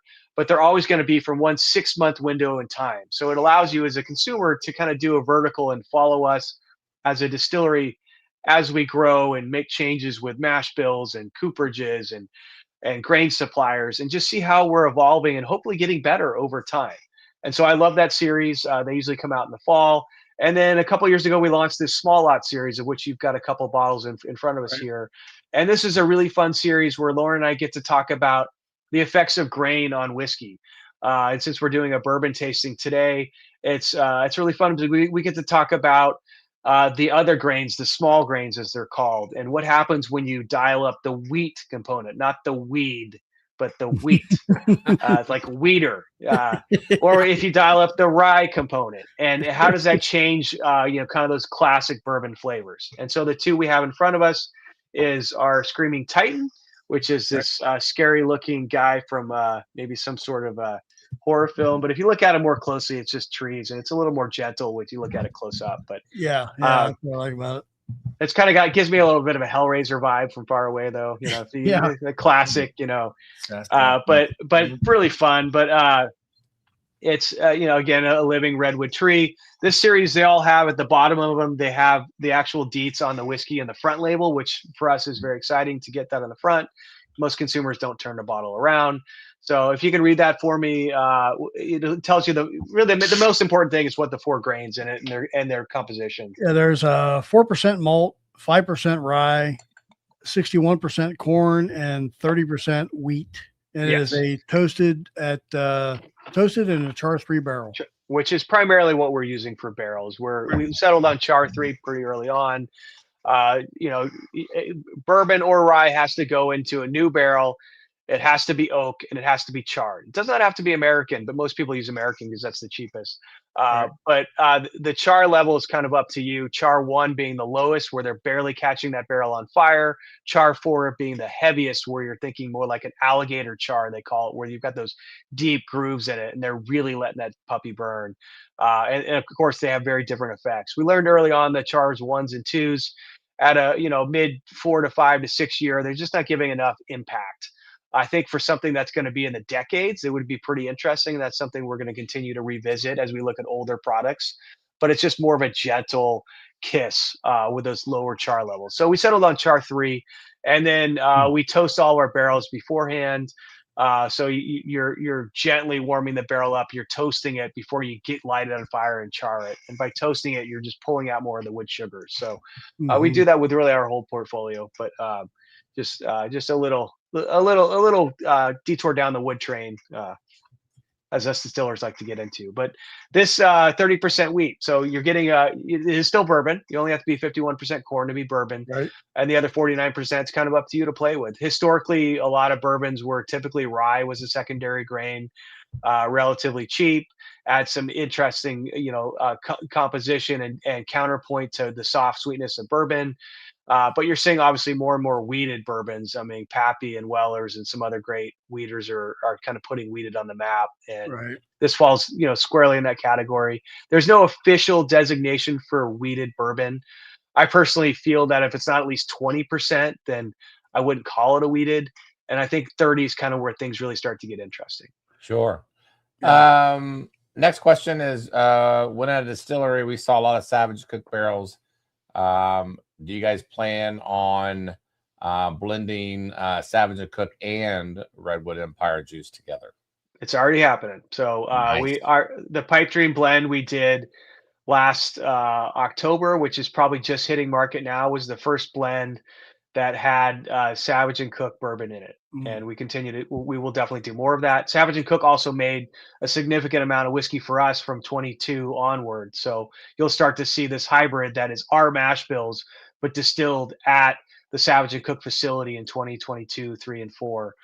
So yes, you're going to start seeing some more marrying of that with the purchase of the distillery. In the background I have behind me, which it works, it's working, right? The virtual background's always a little bit of a crapshoot, but this is the front of our tasting room. It's a phenomenal place. I personally like to feel that we mainly bought it for the production capacity, but having this home place, this is a tasting bar and a restaurant on site, is amazing as well. It's open Thursday through Sunday. But from a production capacity standpoint, we have 3 60,000-pound silos. We have now a 24-inch column that's 40 feet tall, twice the diameter, twice the height of our original column, and 9 times the output. So we can very comfortably do 3,000 barrels a year. Last year, in our first full year of production out of the facility, we did 2,500 barrels. So Jeez. 2.5 times what we've ever done in Graydon. So very excited to see what we can do out of this facility. Are there any other finished bourbons or ryes on the horizon? Yeah, I mean, there will be.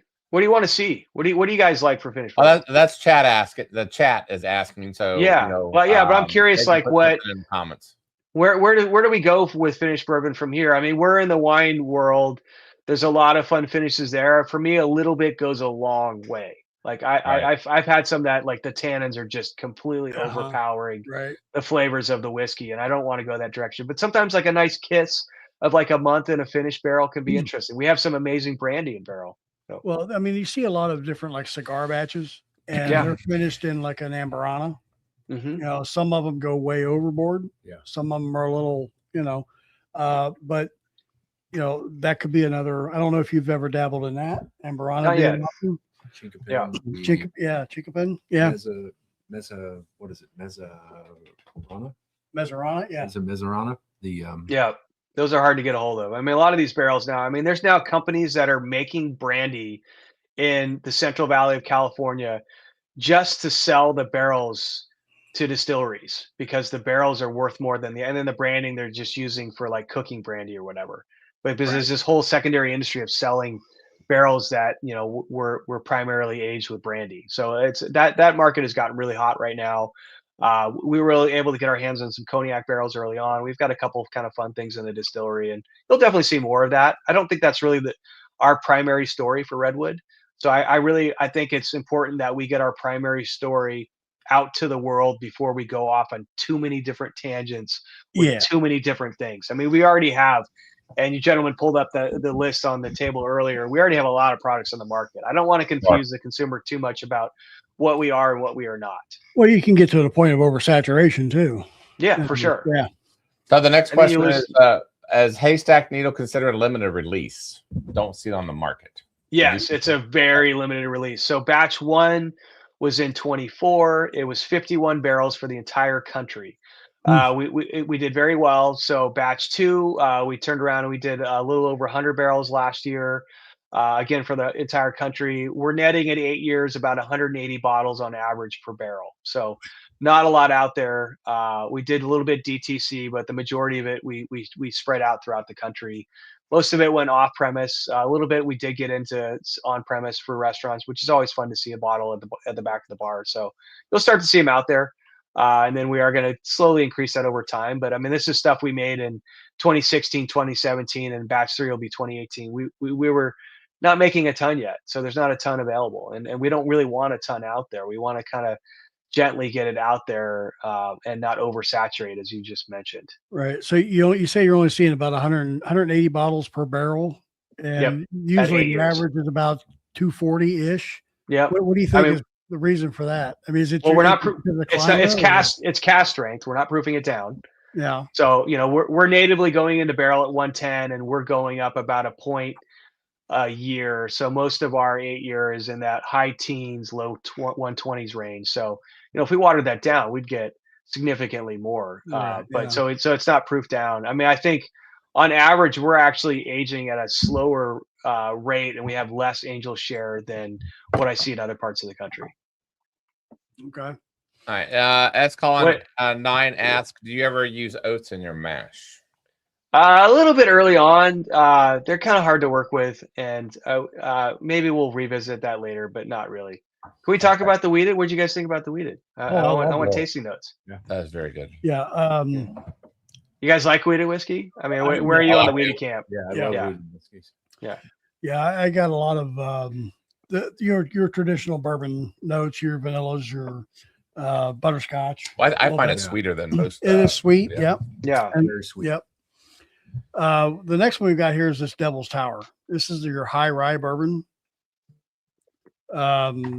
We've got 2.5% of the malt, 44% rye, 5% corn, and 2.5% wheat.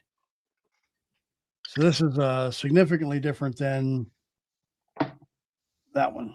This is a high rye. High rye. High rye. Yeah. You're right. Yeah. And it's legally a bourbon. And we Really? we put the minimum amount of corn in there basically to call it. Exactly 51% of corn. Yeah. You're right. Yeah. One of my dreams someday is that, like, if people look back and they look at Redwood, that one of the things they say about us is that we help to educate and bring more consumers to the rye table. For some reason, a lot of people think they hate rye whiskey. And then you get them to taste it again, and it's like some other spirit categories where you had it in high school or college or some sort of bad experience you had, and it just shaped the rest of your future. And so I love going out and marketing, educating people on rye, and trying to bring people back to the rye table. And every once in a while, people are like, "Nope, still hate it," and that's fine, but just try it. But I think a lot of people think they hate rye, and especially now, there's so many great distilleries making really fun variants of rye whiskey, and so it's a great time for rye. And I really hope that's something that people get out of our brand and our story, is that beyond bourbon we do have some other fun products, and our ryes are, I think, are very interesting, and they're just a little bit more delicate than some of the traditional ryes out there. And so this is kind of a sneaky way for us to get into that conversation, because yes, it is a bourbon, but just barely so. Nope. Well, I'll tell you what, I'm still stuck on this weeded. I ain't gonna lie. Well, you talk about the getting into the rye. I mean, your Emerald Giant, your core Emerald Giant. We're only talking 90 proof. Yep. Yeah, 91 proof. And 90. Yeah, you can't tell that's a rye. It does not drink a rye. That is not. The Devil's Tower is 99. Yeah. And that has incredible flavor. Yeah. Yeah. For that, I mean, I get just so much juicy fruit notes on that. Like, it just explodes in your mouth. It does. This has been one of my favorites lately, is tasting this. And I've learned to appreciate bourbon. I'm more of a traditional rye guy, but bourbon, there's a whole universe of bourbon out there. To say you don't like bourbon, like, you haven't had the right bourbon, obviously. Right. But I love playing on the margins of bourbon. This is one place we get to play with this high rye recipe. And so it's something we've really been doing since the beginning. And we still add a little bit of wheat and a little bit of malt in it. We kind of continue to maintain that 4-grain aspect, but just completely flip it on its head. And it's just super fun. So it's something I think it's a great educational piece. I mean, these two, you have two bourbons in front of you. You just tasted next to each other, and they're radically different, right? I mean, Yeah. They are.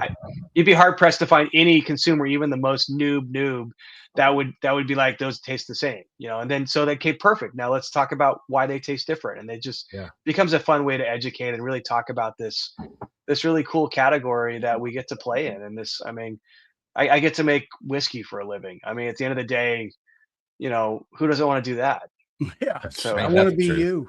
right. So let's have fun with it, but let's also educate. And like, you know, we're not making spirits to get people drunk. I mean, at our price points, they're too expensive for that anyways. But Right. so our goal, you know, along the way is to do a little bit of education and a little bit of diversification and just have fun with it. So as far as your distribution, like I said, we see the core in Ohio, and occasionally we'll see the cask strength, and rarely do we see any of these others. Do you have a distribution network that, you know, other than you're a national, basically, distribution network? No, I mean, no, you know, traditionally when we launched this, we were a wine house. We were nationally distributed through wine. So we went to our wine distributors and said, "Hey, we're launching spirits. What do you guys think?" And some of them took it, some of them didn't, you know, and we've kind of morphed that over the years, but we really just look for the strongest players in a given market for us. We are by no means are we one of the heavy hitters in the whiskey world. So we're looking for distributors that are looking for somebody that they can help support and that's interesting and that works with them. I mean, we're never going to out Bullet or out, you know, High West or, you know, it's any of the big guys. So we're looking for somebody that's looking for more of a partnership. You know, but as we grow, and that'll probably evolve. I mean, it's an interesting time right now for all alcohol. As with other categories, there's a huge consolidation happening where there used to be a lot more distributors, and you're seeing less and less of them, and it's really to the detriment of us, but mainly to the consumer because there's some great brands out there that just are never going to get picked up and distributed because those little players are just not there anymore that were willing to take a chance and bring on something fun and interesting and push it out to market. And so it's a little frustrating from that standpoint, but there are still some really good people out there to work with, and we seek them out. We have another question. Would you ever consider collaboration with other distilleries?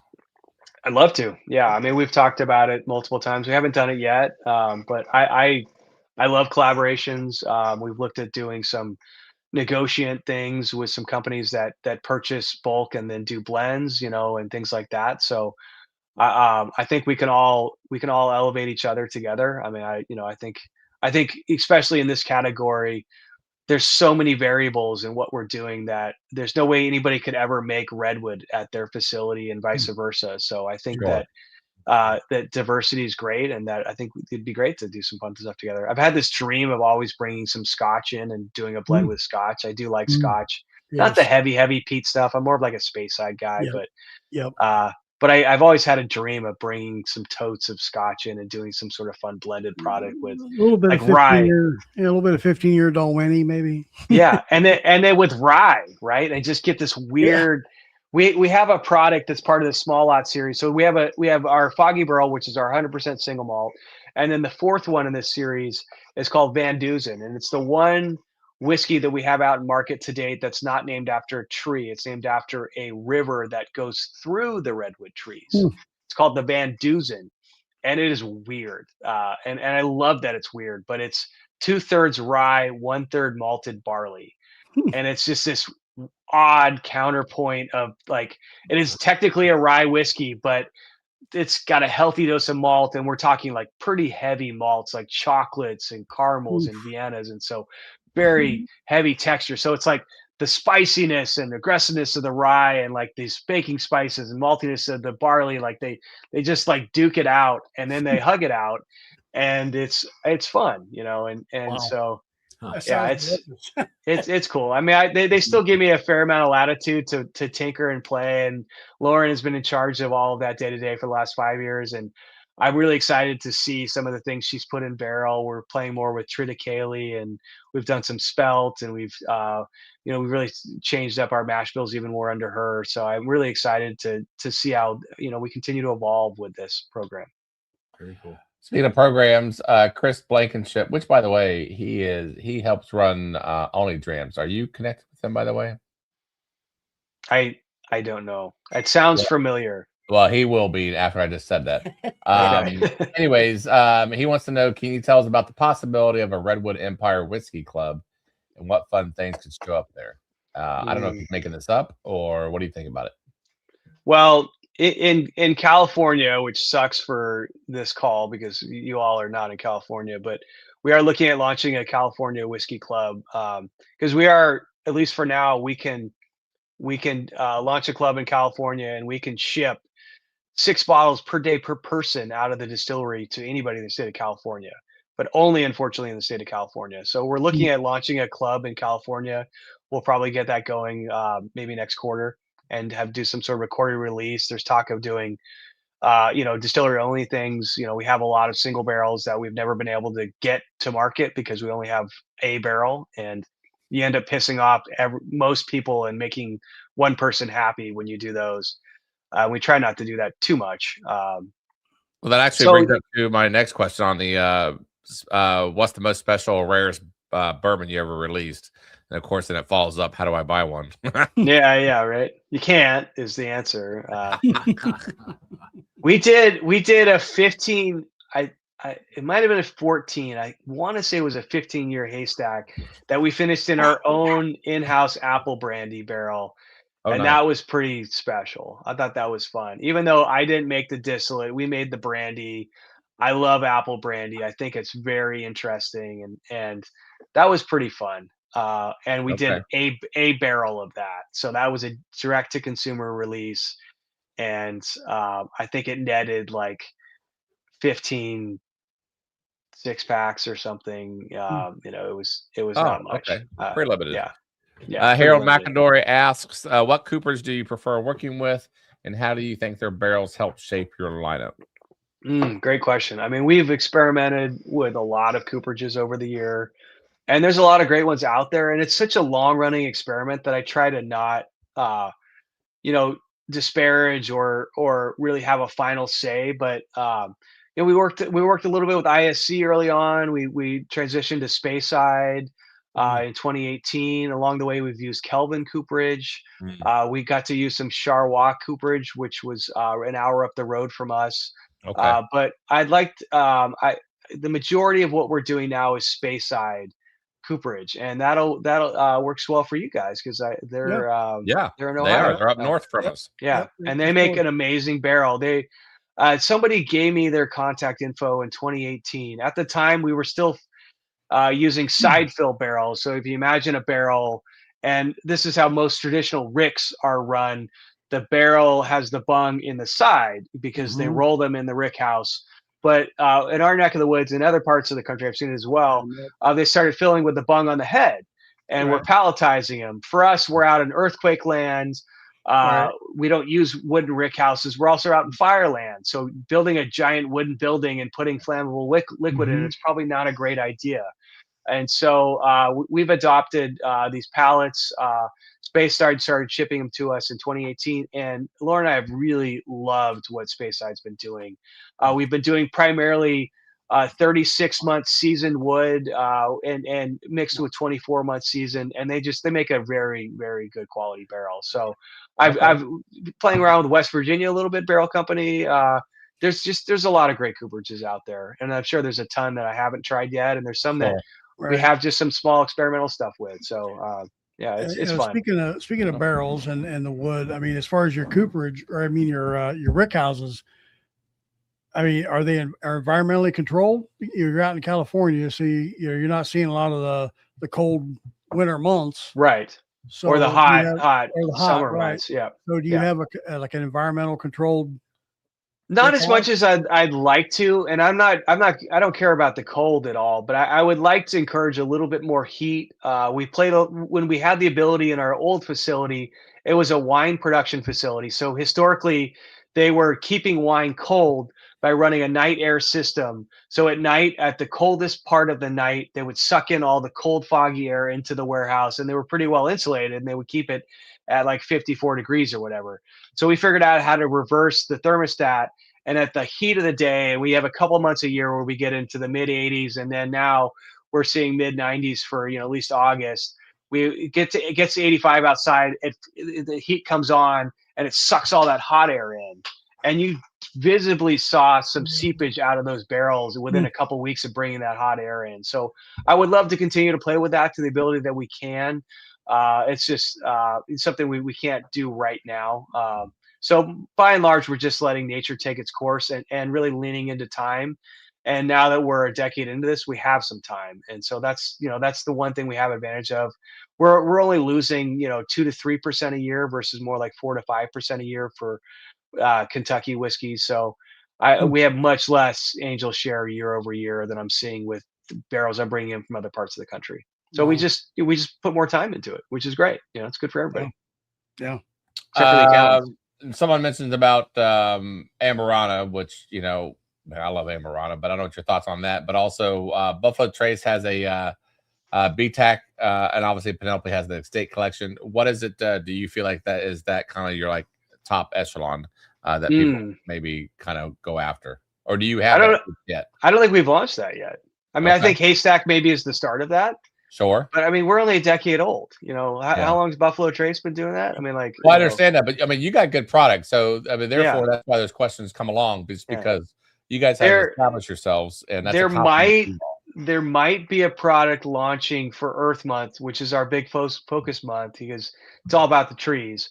And so April is our focus month every year, and Earth Day, and we do a lot of things around that, and we do some really fun things with on-premise with cocktails for a cause, where we plant trees for cocktails sold. And I think we're going to launch a new product for Earth Month, and it could be a blend of some of the very oldest whiskeys that we've either made or gotten our hands on over the years. And it could be that it's not even a bourbon. It might not even be a rye. It might be just an American whiskey with all of just the cool stuff that we put in a bottle.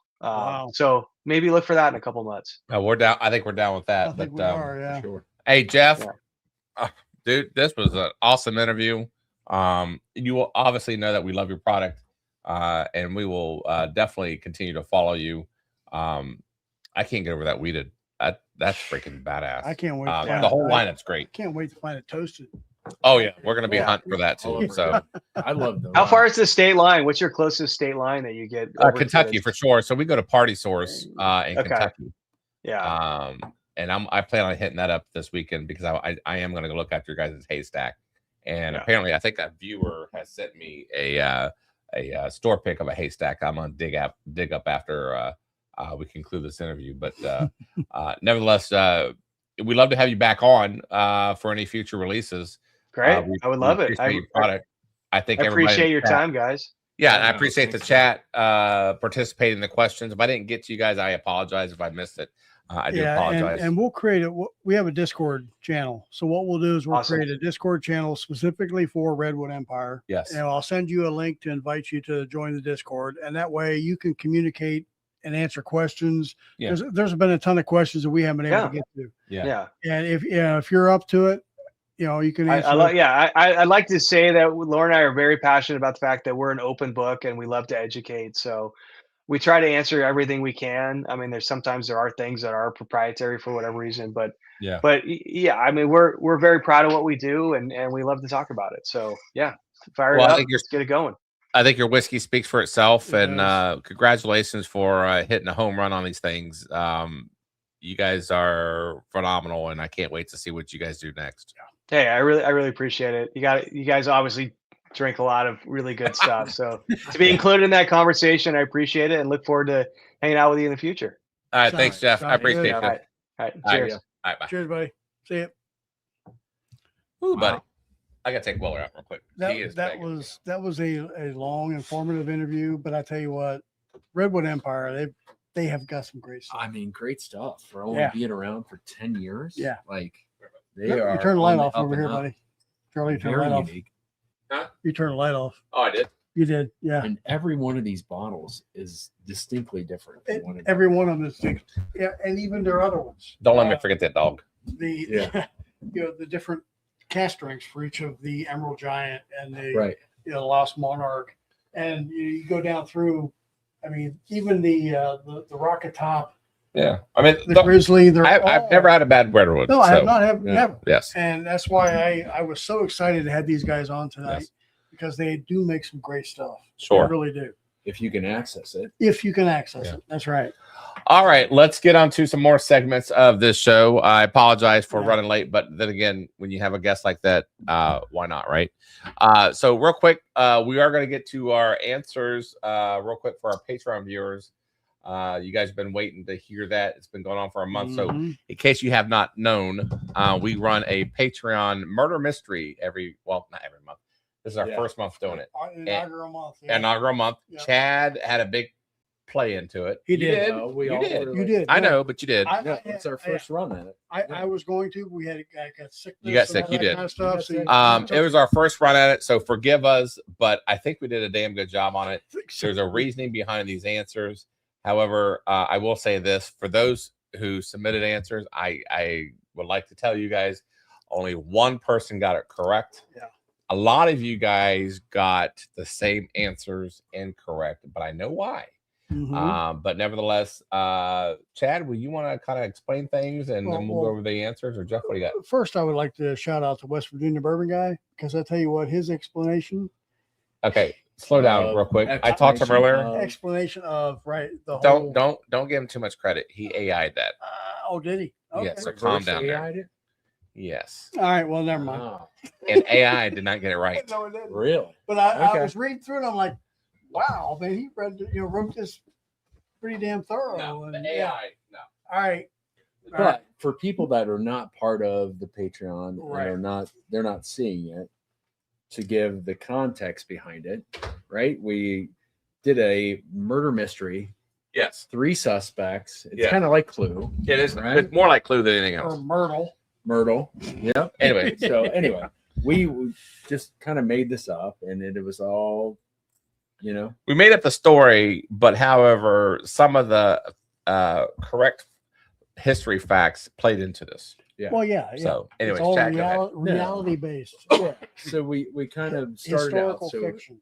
for the people that weren't part of it, it was week by week. We did what? Clues 4 every weeks, Monday. We Monday hung out gave it clues. right? 3 suspects: Yes. E.H. Taylor, Stagg, And Jim Beam. and Jack Beam. Yes, and then the weapons were what? It was the bottle. We had a ledger, copper valve, Mm-hmm.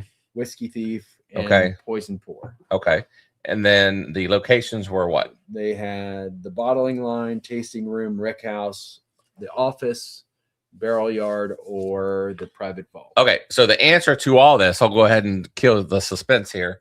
The answer ended up being, go ahead, Jeff or Chad. So the answer was George T. Stagg in the office Mhm. with a Whiskey whiskey thief. thief. Now, So- 80% of you all guessed Colonel Taylor in the office with the whiskey thief. I'm gonna tell you where you went wrong. Well, they can tell us if, I can if tell. you're right, but go ahead. Colonel Taylor, there's a line in the clue in week 4 where it talks about what was the line? It talks about the suspect being a part of where did it say? Here it is. Evidence of the murder scene appears to be someone who has done this before in a call of duty.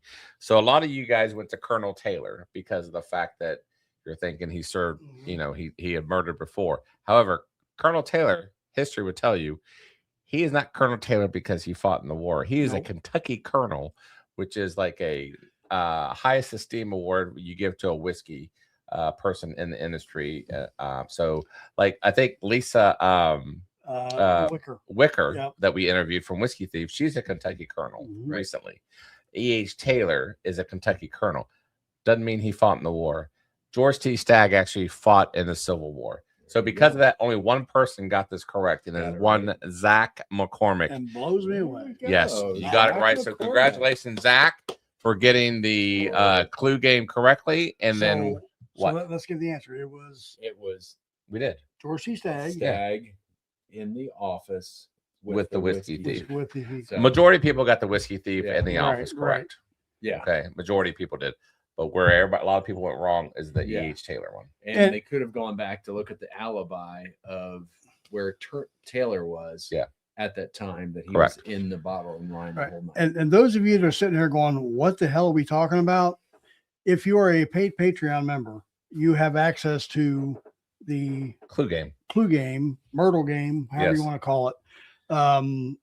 So those are the people that have answered the questions and gone Correct. through the clues and whatnot. It was a lot of fun, It has a great, and that's our first month, so Yeah. yeah, So uh, if they have feedback, like yeah, give please, it to us. yeah, give us Exactly. feedback, and we'll definitely, Incorporate it in. yeah, correct. And in the meantime, we have season 2 ready to go for next Monday. For those who yeah. are in our paid Patreon by Monday, Yep. you guys will get the clues. We do have a small little trailer I want to show you guys, Check it if you out. guys would indulge me. Here we go. Check it out.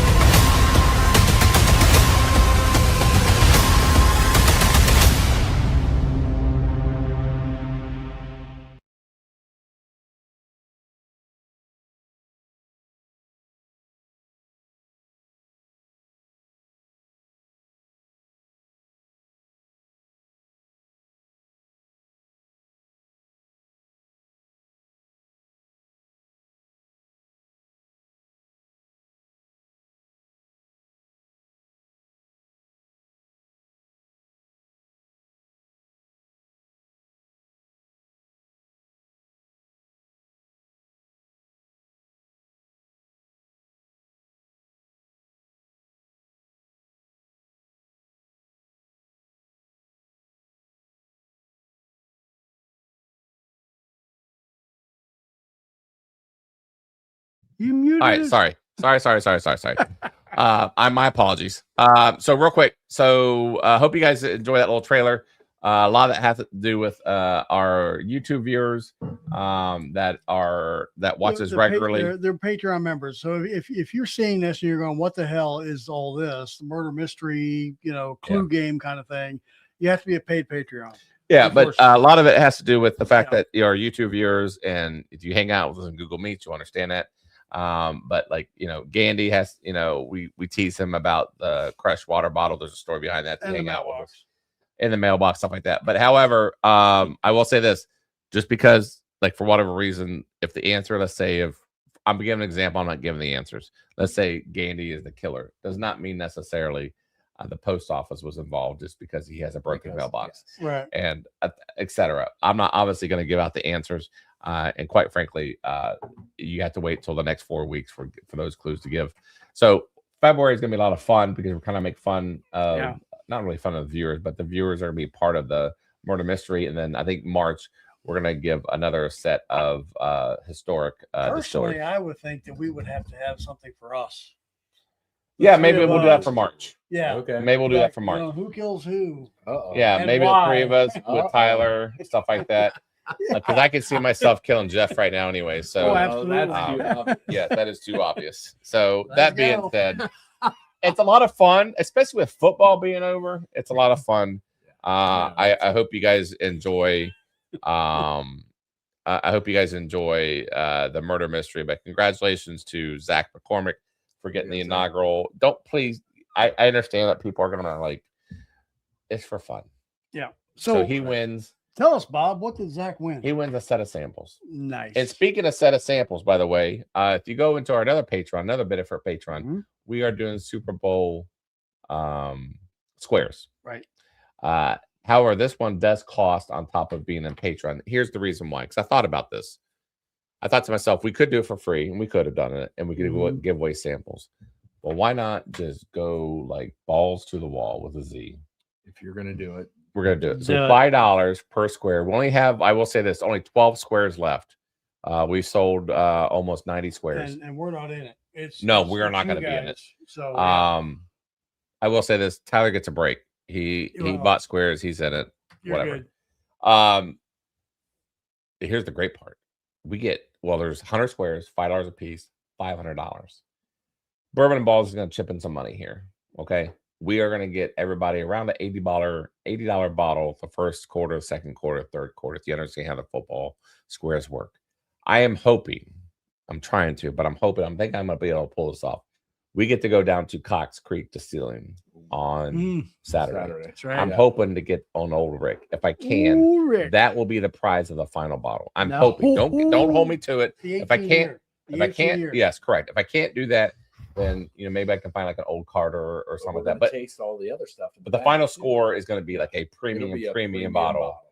Thanks Okay. to the $5 entry fee. Yes. That will cover most of the cost, and Bourbon and Ballz will cover the rest. 18-year old I Rick. know. Oh my I know, gosh. right? I'm not missing that. So speaking of Old Rick, that is part of our super chat tonight. I don't know why it says Bourbon of the Year finalist, but nevertheless, for every $5 super chat, Woodford Chocolate Redux, which is in our Bourbon of the Year. Thomas Handy, 25. face. It wasn't part of Bourbon of the Year, but yet it is. We all know what it is. And then our last very 1 ounce pour in this whole entire house. The last ounce, literally the last ounce. Jeff wanted to drink it, and we Oh, thought, I Oh my god! he did. I'm surprised we're Before not you got boxing here. You out right now. I found the Dude. bottle sitting right here. I'm like, this is what we had. No, I except said, for- you know what? Yeah. Let's give it to the viewers. So we're gonna give that to the super chat tonight. There we go. So Give that it being back. said, You're welcome. yes. So thank you very much, and we'll get through the super chats, and I hope you guys enjoy the interview. Next week, just so you guys know, we have on our show Onyx and Amber. What are you laughing about? Miker. Mike He is says Charlie six, kills seven. Jeff in the basement with a microphone. Miker, there you Oh go. man, is he You know looking what? in a You crystal know what? ball? He might We- be. Is he like? Mike is probably crystal right. ball? We'll probably have basement as a location, Yeah, it will and the be. microphone is going to be one of the weapons. Yeah, it will have to be. Yeah. And All here, right. No, and here's not how. the microphone, the soundboard. It has And, to be and a just so soundboard. you guys know, here's how we figure this out. If you guys and you won't be able to replicate it. I AI it, and it because if you do it multiple times, it'll give you multiple answers, right? I do it the first time I run it, and it gives me almost like a randomization as far as who the killer is, weapon, and all that kind of stuff. It gives me a storyline with it, so it's not like you guys can replicate it, figure it out. So again, maybe that's what we'll do for March. Yeah, we're not smart enough to write it for ourselves. No, good lord, I have to have AI to help me. Yeah. So, all right. That being said. Myself, I'm gonna have some more of this devil's. All right, very good. So, all right, let's do some hashtag giveaways. I will say this. I think. Let me see here, Tyler. Where are we at with the likes? We're at 39 likes. If we can get up to 45 likes, it's only 6 more likes. We will do a second hashtag game. But in the meantime, let's do the first hashtag game. And as you guys always know, you have to be here to win. That being said, here we roll on hashtag Redwood. We have 46 involved. Yep. You will get Going. 4. We got 10 samples. seconds before we. Why is there a black screen? Hold on. You've done this before, but as far as the sample for this giveaway, you're going to get the 4 that we sampled tonight with Redwood Empire. Correct. All right. You're going Correct. to get the Pipe Dream cast strength. Then you will also get the Screaming Titan as well as the Devil's Tower. It's a nice mix. It is a nice mix. I tell you what, Yeah. I wish I still had the haystack. I killed that a year or so ago, and I wish All I right. had held on to it. Here we roll. So what is it down at Party Source? Do you know what the price is? The haystack. I don't know, but I'm gonna get it. Here we go. The winner is of the first round. Oh, nice. A Bourbonado S Colin 9. So, what you need to do for me, because I know you're a newer winner, do me a favor and email bourbonandballz@gmail.com. If you please let us know that you won, and then also give us your address, and we will get that sample pack out to you. Congratulations Yep. to a Bourbonado member. Already packaged and ready to go, if you can believe that. I cannot believe it. Yeah, I tell you what, man. Thanks to Tyler, we are Rocking and rolling. We're rocking and rolling. Yeah, and yes. I know you guys can't see Tyler behind the screen, but a lot of Come on, Tyler, come on, brother. you Dude, do you you're do behind you the do good scenes work, helping us and out. Squeeze thank on you. in here. Say hello, Tyler. Everyone. Yeah, he is our guy in the background. He helps the show going. He is I our appreciate it. executive producer. Let's just Yeah. put it out there. I mean, Yeah. why not? Because he helps the hell out of us. Oh, Yeah. he's like, running around when. Yeah. So he helps us do these things. So Tyler, how many likes are we at? So I can look at this thing if you don't mind. Let's see. We are at 50. Oh, nice. So we are. So Give what us I'm a going to 60. do is #Empire. #Empire. If you guys could put that into the chat, we will collect that stuff, and then we will get you guys going when it comes to that kind of stuff. And then we're going to start on a super chat here before too long, Right. and get you guys out of here. And as you guys always know, at least each and every Thursday, we do a nice Google Meets. I will pin that in the chat. Right now, what's being pinned is the Patreon link in case you guys are interested in doing the murder mystery, Super Bowl squares. We do other things minimum too. $5 a month. I mean, Yeah. we're And you not. can do a free member too. Yeah, you can do a free member too, Yes, but exactly. So, you know, we're what not does it get asking you? for the world, but If you know, you it pick does them. help us with as far as shipping and especially all the super chats.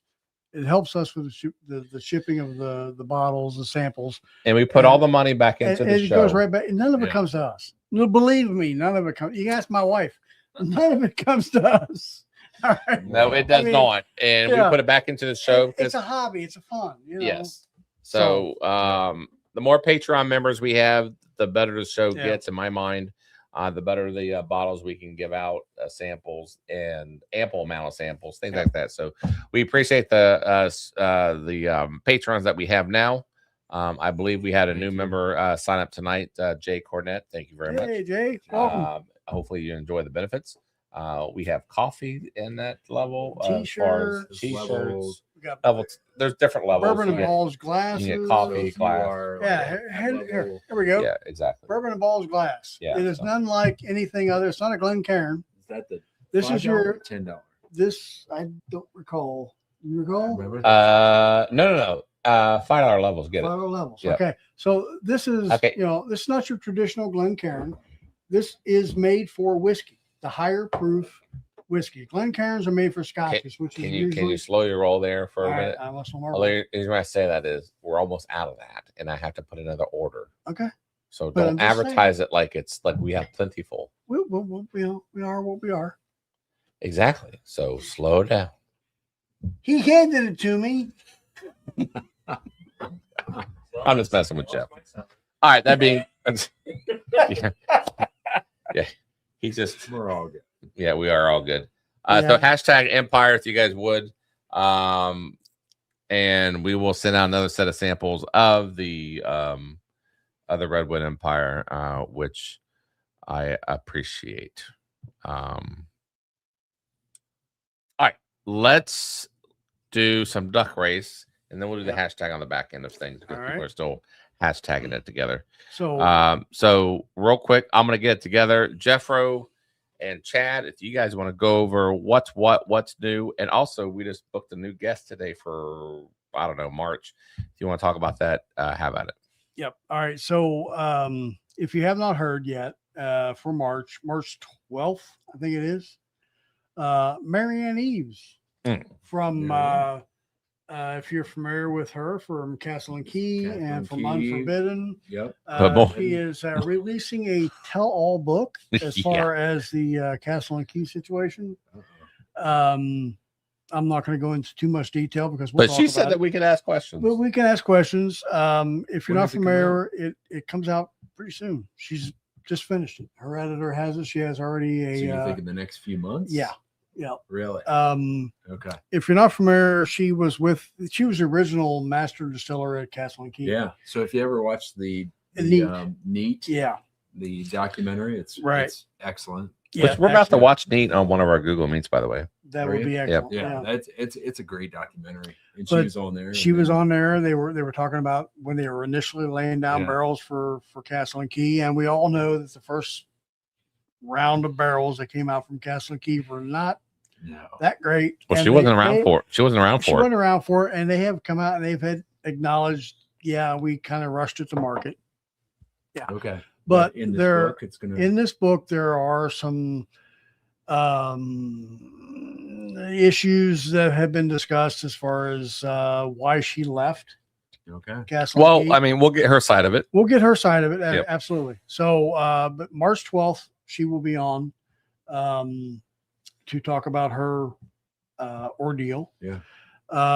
Brian Brenniger from RD1. If anybody knows who he is, if you ever follow RD1, you know, the long beard guy. Yeah. Beard guy. He was at. A great KBR. guy, super great guy. We've met him several times. He has left RD1 and will be starting his own venture. Nice. He will be coming on in March as well to talk about what he is doing now. There's, if you see a lot of the memes that he's doing, you know, he's, the gladiator and all kind of different things that people are making fun of, but his venture is going to be his own private venture. We'll talk about that in March. The February schedule is out. I posted it today, posted on Facebook and LinkedIn and YouTube and everything today. It has our schedule, and I think the highlight of the month is Ian Sturzman from MGP. Yeah. He So won. Ian is gratefully come on to be able to join us, and we're so thankful for him doing so, and cannot wait to get on the inside of MGP. Like it is such a massive operation that just touches so many elements of the bourbon world. Everybody, every conversation that comes up, not every, but 90, almost all 90%. conversations that come up have MGP in the name. Mhm. So to have him on to be able to pick his brain and the master distiller of MGP is freaking Penelope, awesome. Remus. I Yeah. mean, you can go down the line. I mean, Just we talked to Yes. Redwood Empire, and they get juice from MGP. Right. They're the one of the main major contract distillers Right. in the industry. Yeah. And we'll have Ian on in February. We've got a great lineup. We're already booking, just so you know, into May. March and April are full. We're packed, and we're not talking to anybody, no small time stuff. I mean, it's amazing what we're doing. We have Redwood Empire on tonight. Yeah. I mean, gosh, in my view, wow. It is unbelievable. Yeah. The bottles and what they're doing at Redwood Empire, their aging process, the profile differentials. Sometimes I taste stuff and I'm like, yeah, it's all about the same, right? Right. This is very distinctly different. Especially when you get away from the core. Yeah. The core products that they have, the Emerald Giant, the basic ones, we start getting into the cask strengths, and especially the Haystack and these here, the Screaming Giant, the Screaming Titan, the weeded. You get a different profile. Yes, even the high rye relative to the cask strength whiskey, like totally different. So I'm with you, man. I love the variability. Whenever you can come in, I can go into a shelf and pull it off, and every one is going to be uniquely different. Yep. But still good. Right. Right. Sometimes it's uniquely different in not a good way. Exactly. But Yeah. to There's been a be few able of to- them. Right. No. So I think Redwood Empire just they rock it. Like I said, Yeah, I was stuff. excited tonight to have these guys on because I love everything they put out. I mean, you've seen all the bottles. I've got damn near every one of them. Yes. Except Your the new lineups one that is right. toasted, but I'll find that one as well. You'll find it. Mm-hmm. So I've got a lot of guys at work, and different guys around, and we're like, hey, where is it toasted? And we haven't found it yet. It's not in Ohio. Yeah. But we will. We'll find But it. what's great about it is it hits a ton of different states. It Like, does. they're a little bit of everywhere. So Right. we have enough viewers out there that will Mhm. somebody out there will be able to find it in the state Right. somewhere. Yep. So On the there are a couple other news items here. Big Bad Tom Distillery, just brewing in Cincinnati, Ohio, has recently announced that they are closing their Madisonville location. yes. Gandy will be upset about that because he Yeah. likes them a lot. Yeah, Wait, I thought they were down on the east side. they They have Madison. they have Madison. Wow. Yeah, they announced it. Okay. I think it might be just their brewing the beer. The brewing side. I have reached out to them because we have been trying to get them on a show for their bourbon. Okay. Beth, everybody knows Beth. She is a big fan of Big Bad Tom or Big Tom. Hell is it? I forgot the name already.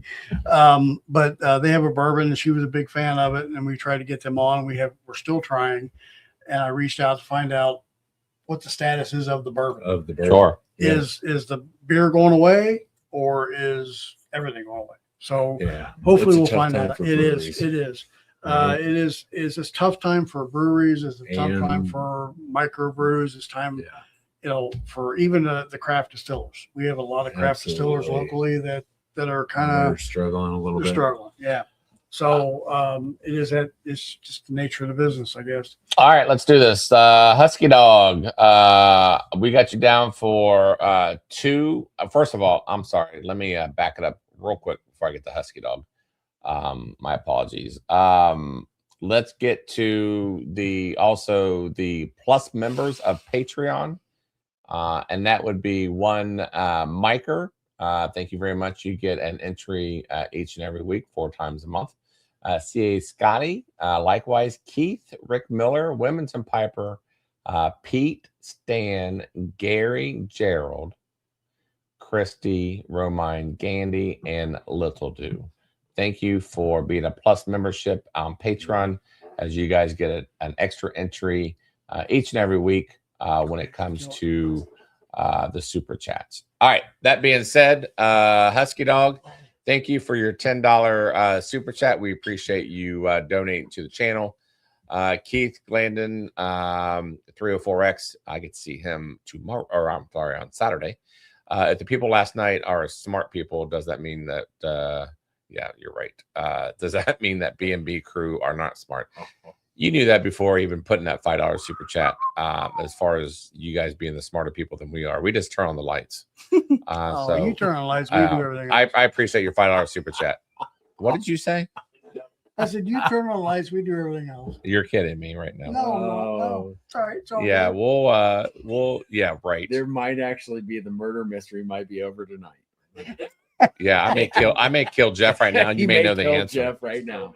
Yeah, the only mystery right now Yeah. is how soon, And everybody might see it live. how right soon, and what weapon.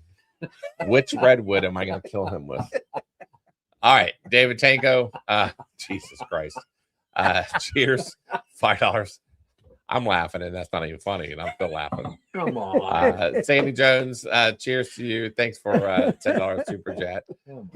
Can't wait to see you tomorrow. Mr. Robert Atkins, thank you, buddy. Thanks for the $5 super chat. Doesn't mean a lot for us. Crappy Cat, thank you for your $10 super chat. Living the bourbon life, aren't we all? Yes. Yep. Gandy, you can crack open my Junkies haystack pick. I need to find it. I ain't gonna lie. It's in here, and I do want to try that. Thank you for your $5 super chat, Mr. Percival. Once again, cheers to bourbon life. I like that saying. Cheers to bourbon life. That's awesome. Bourbon Auto. Look at this. Haze and Barrel Craft Works. Any bourbon autos in the house? You know what? You guys showed up tonight, You did. and I appreciate it. Thank you. So Check 'em appreciate out, you guys. and the school app at Bourbon Autos. Very, very awesome people. SKOOL. Yes. Yep. Stan Sabuk, one of our regulars here. Any Grizzly Beast barrel proof plans? I'm sorry I didn't ask that. I don't think. I'm sorry. And again, if you have questions, we will have Put it in the Discord. put in Discord. Yep. Yeah. Kevin O'Malley, thanks for joining. Thanks for your $10 super chat. Rise are so underrated, aren't you? Mm-hmm. You're spot on, dude. No, he's Yep. absolutely Yes. right. Jay Cornett, one of our Thanks, man. newest members of Yeah. Patreon. Yeah, Thank you well, very yeah, much it's for great. being a part of Patreon, Jay Cornett. And also thank you for your $5 super chat tonight. Appreciate you and good luck. Mr. Christopher Blankenship, part of Only Drams. Great live tonight. Someone will need to tell you. me if I win anything on the sports ball squares. He's doing. I love that guy. I love that guy so much. Yeah, I He love you, is Chris. great. Yeah. He is so great. All right, real quick. Old Rick. Old Rick, baby. Rick, baby, you ain't kidding. S. Uh-oh. Colin 9, 20. dude, you got yourself 4 entries into the super chat Oh, tonight. So And for a very good luck to you. 1 ounce pour, the last we got. The last BTM of the Reviews last. Bourbon Channel. If you guys haven't not catch him, he goes on Monday nights. Right now, this month, he has the Old Cassie, I think, as the bourbon bottle of the month. Okay. That is what? Old Cassie. That is a rare character bottle. Oh, nice. So, anyways, if you check him out, yeah, and I could see him tomorrow and Saturday. We'll see. So Dave we're gonna hang out with a lot of people this weekend. Gandy and Gandy, Dave. Man, I wish I could make it. Yep. I can't That's make all it right. this weekend. Good. Yeah. All right, is what it Miker, is. thank you, buddy. Last ounce, you ain't kidding. Mm-hmm. And that's what we do. Like, we had the last ounce. You're like, you know what? You guys deserve it better than we have. We've had it. Yep, we've had it. So we Yeah. want one of you guys to have it. Yes. So hope you guys win, or one of you guys lucky winners out there. So Miker, you get a couple of extra ducks. I was gonna say super ducks. Super dogs. That should be our next t-shirt, like a duck with a cape on it. Hashtag super duck. Hashtag super duck. There yes. you go. Chrissy Romine, thank you for your $5 super chat. Appreciate you as always, and your husband. You guys support the Oh, channel, yeah. and we appreciate that more than you know. Rick Miller, our Illinois friend, old Rick for an old Rick. You ain't Thank kidding. you. Well, I mean, all right. Sorry, I didn't mean that. But Damn. old He Rick said for that. He said. I it. understand that.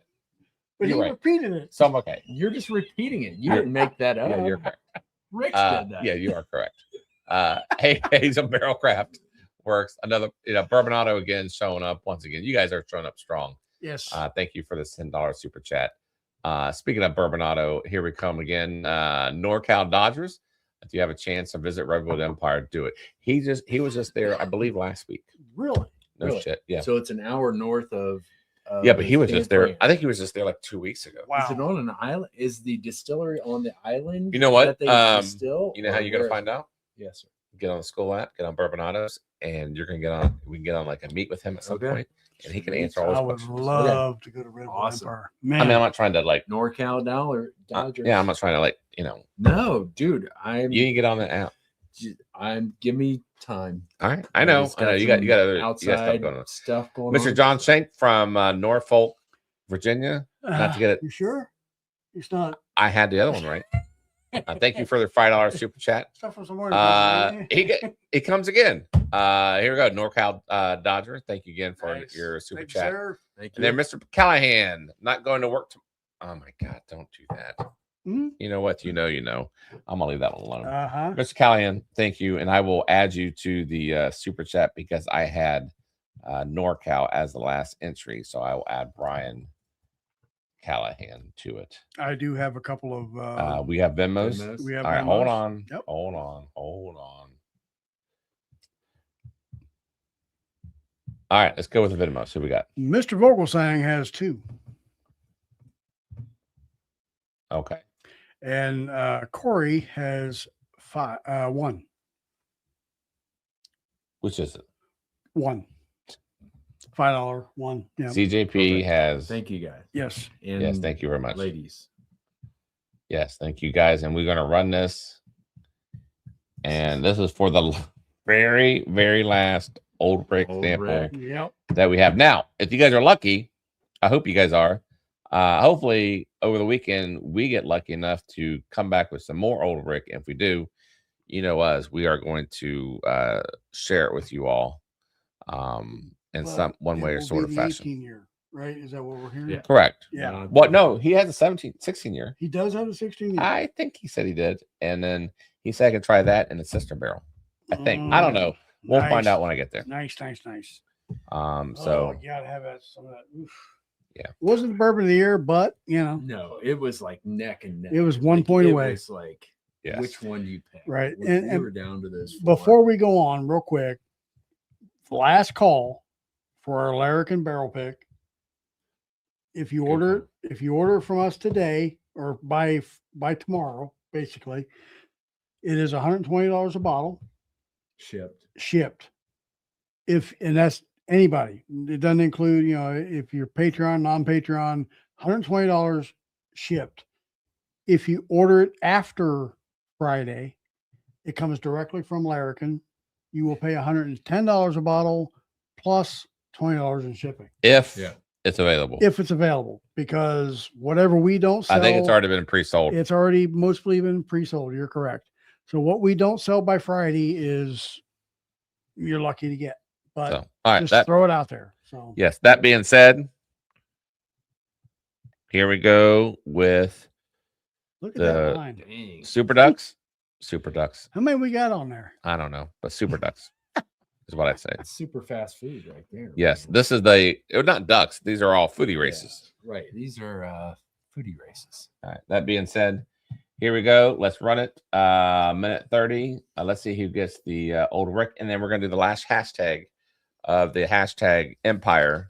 See who gets that second roll, because you all are graciously that like, and then we're gonna go on to Google Meets. Elijah Craig did a Venmo. You did? Jeff.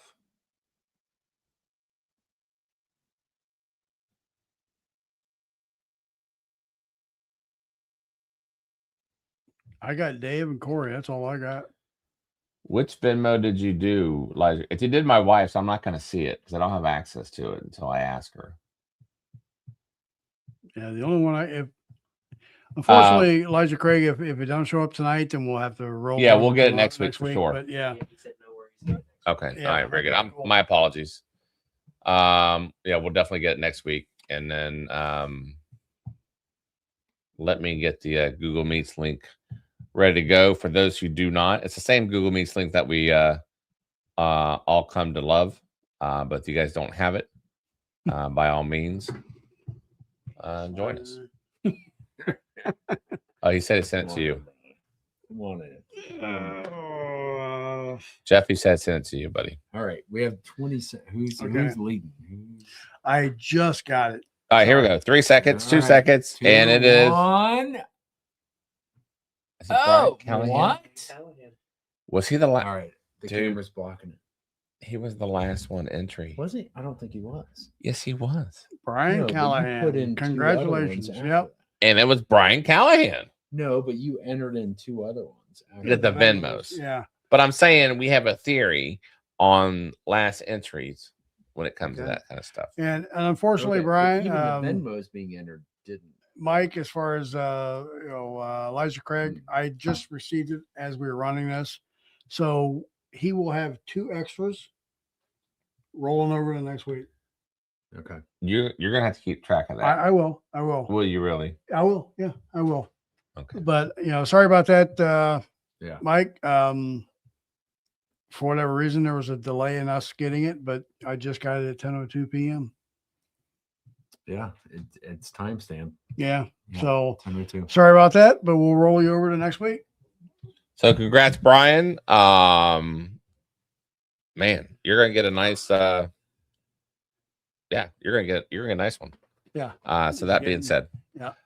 All right. I will pin the Google Meets chat. One thing, I don't know how much I care. I have not updated the Patreon appreciation outro.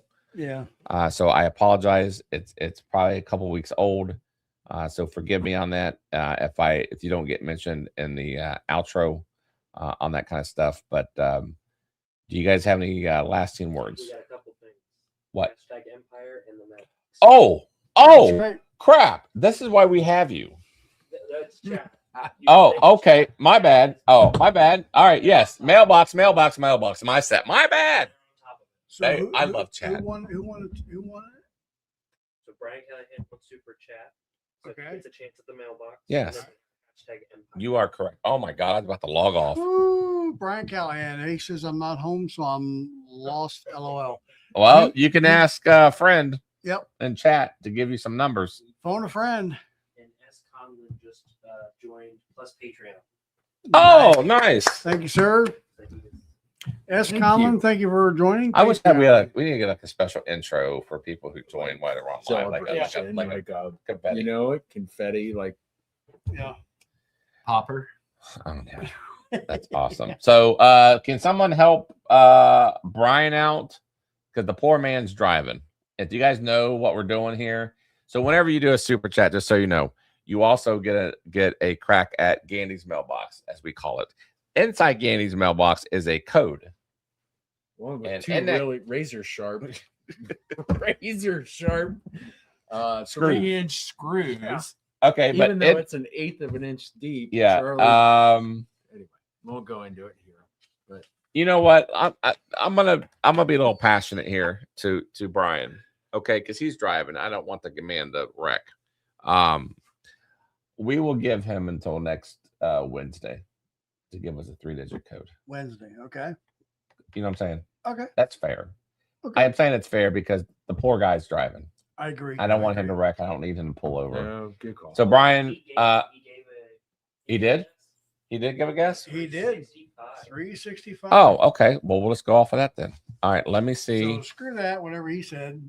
Nope. All right, hold on here. Lockbox. Ooh.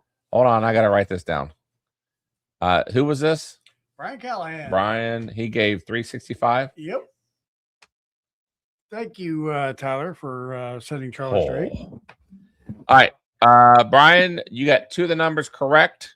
However, yeah, you didn't win. But you're close. But you're close. You That's are much- very close. Just saying, you're close. You get on me I didn't for give giving him, away the clues. I didn't give him. No, we said Position? close. I said Close close. is all relative. You know, All right, so yes, the lockbox. And oh, by the way, 365. You said you go higher. So if you guys are scoring at home, Yeah. the answer is higher. Back in the game. Watch your fingers, I know. Jeff. I know.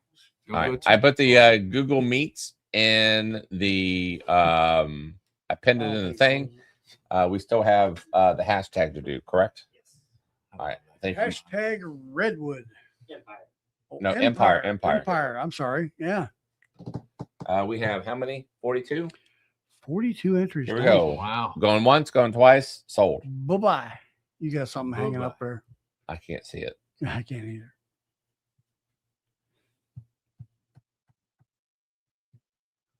Christy Christy Romine. Romine, nice.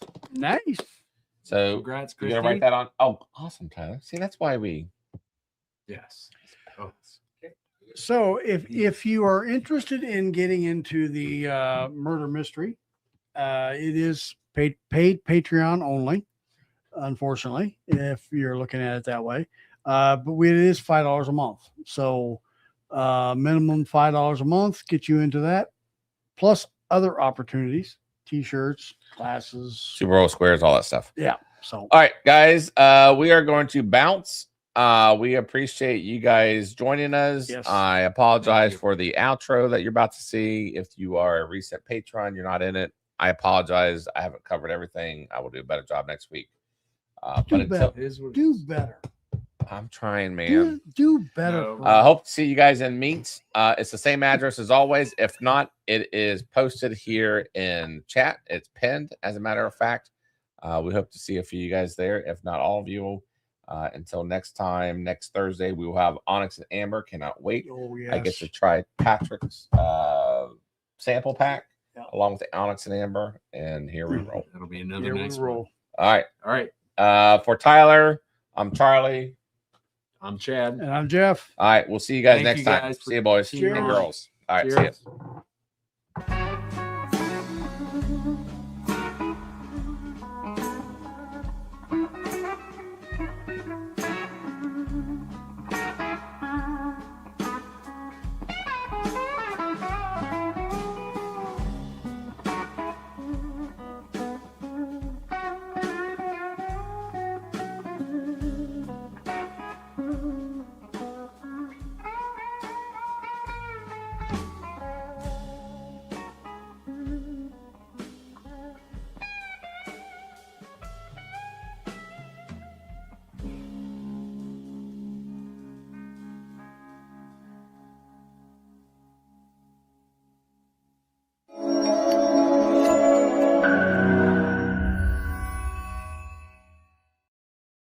There is shit everywhere.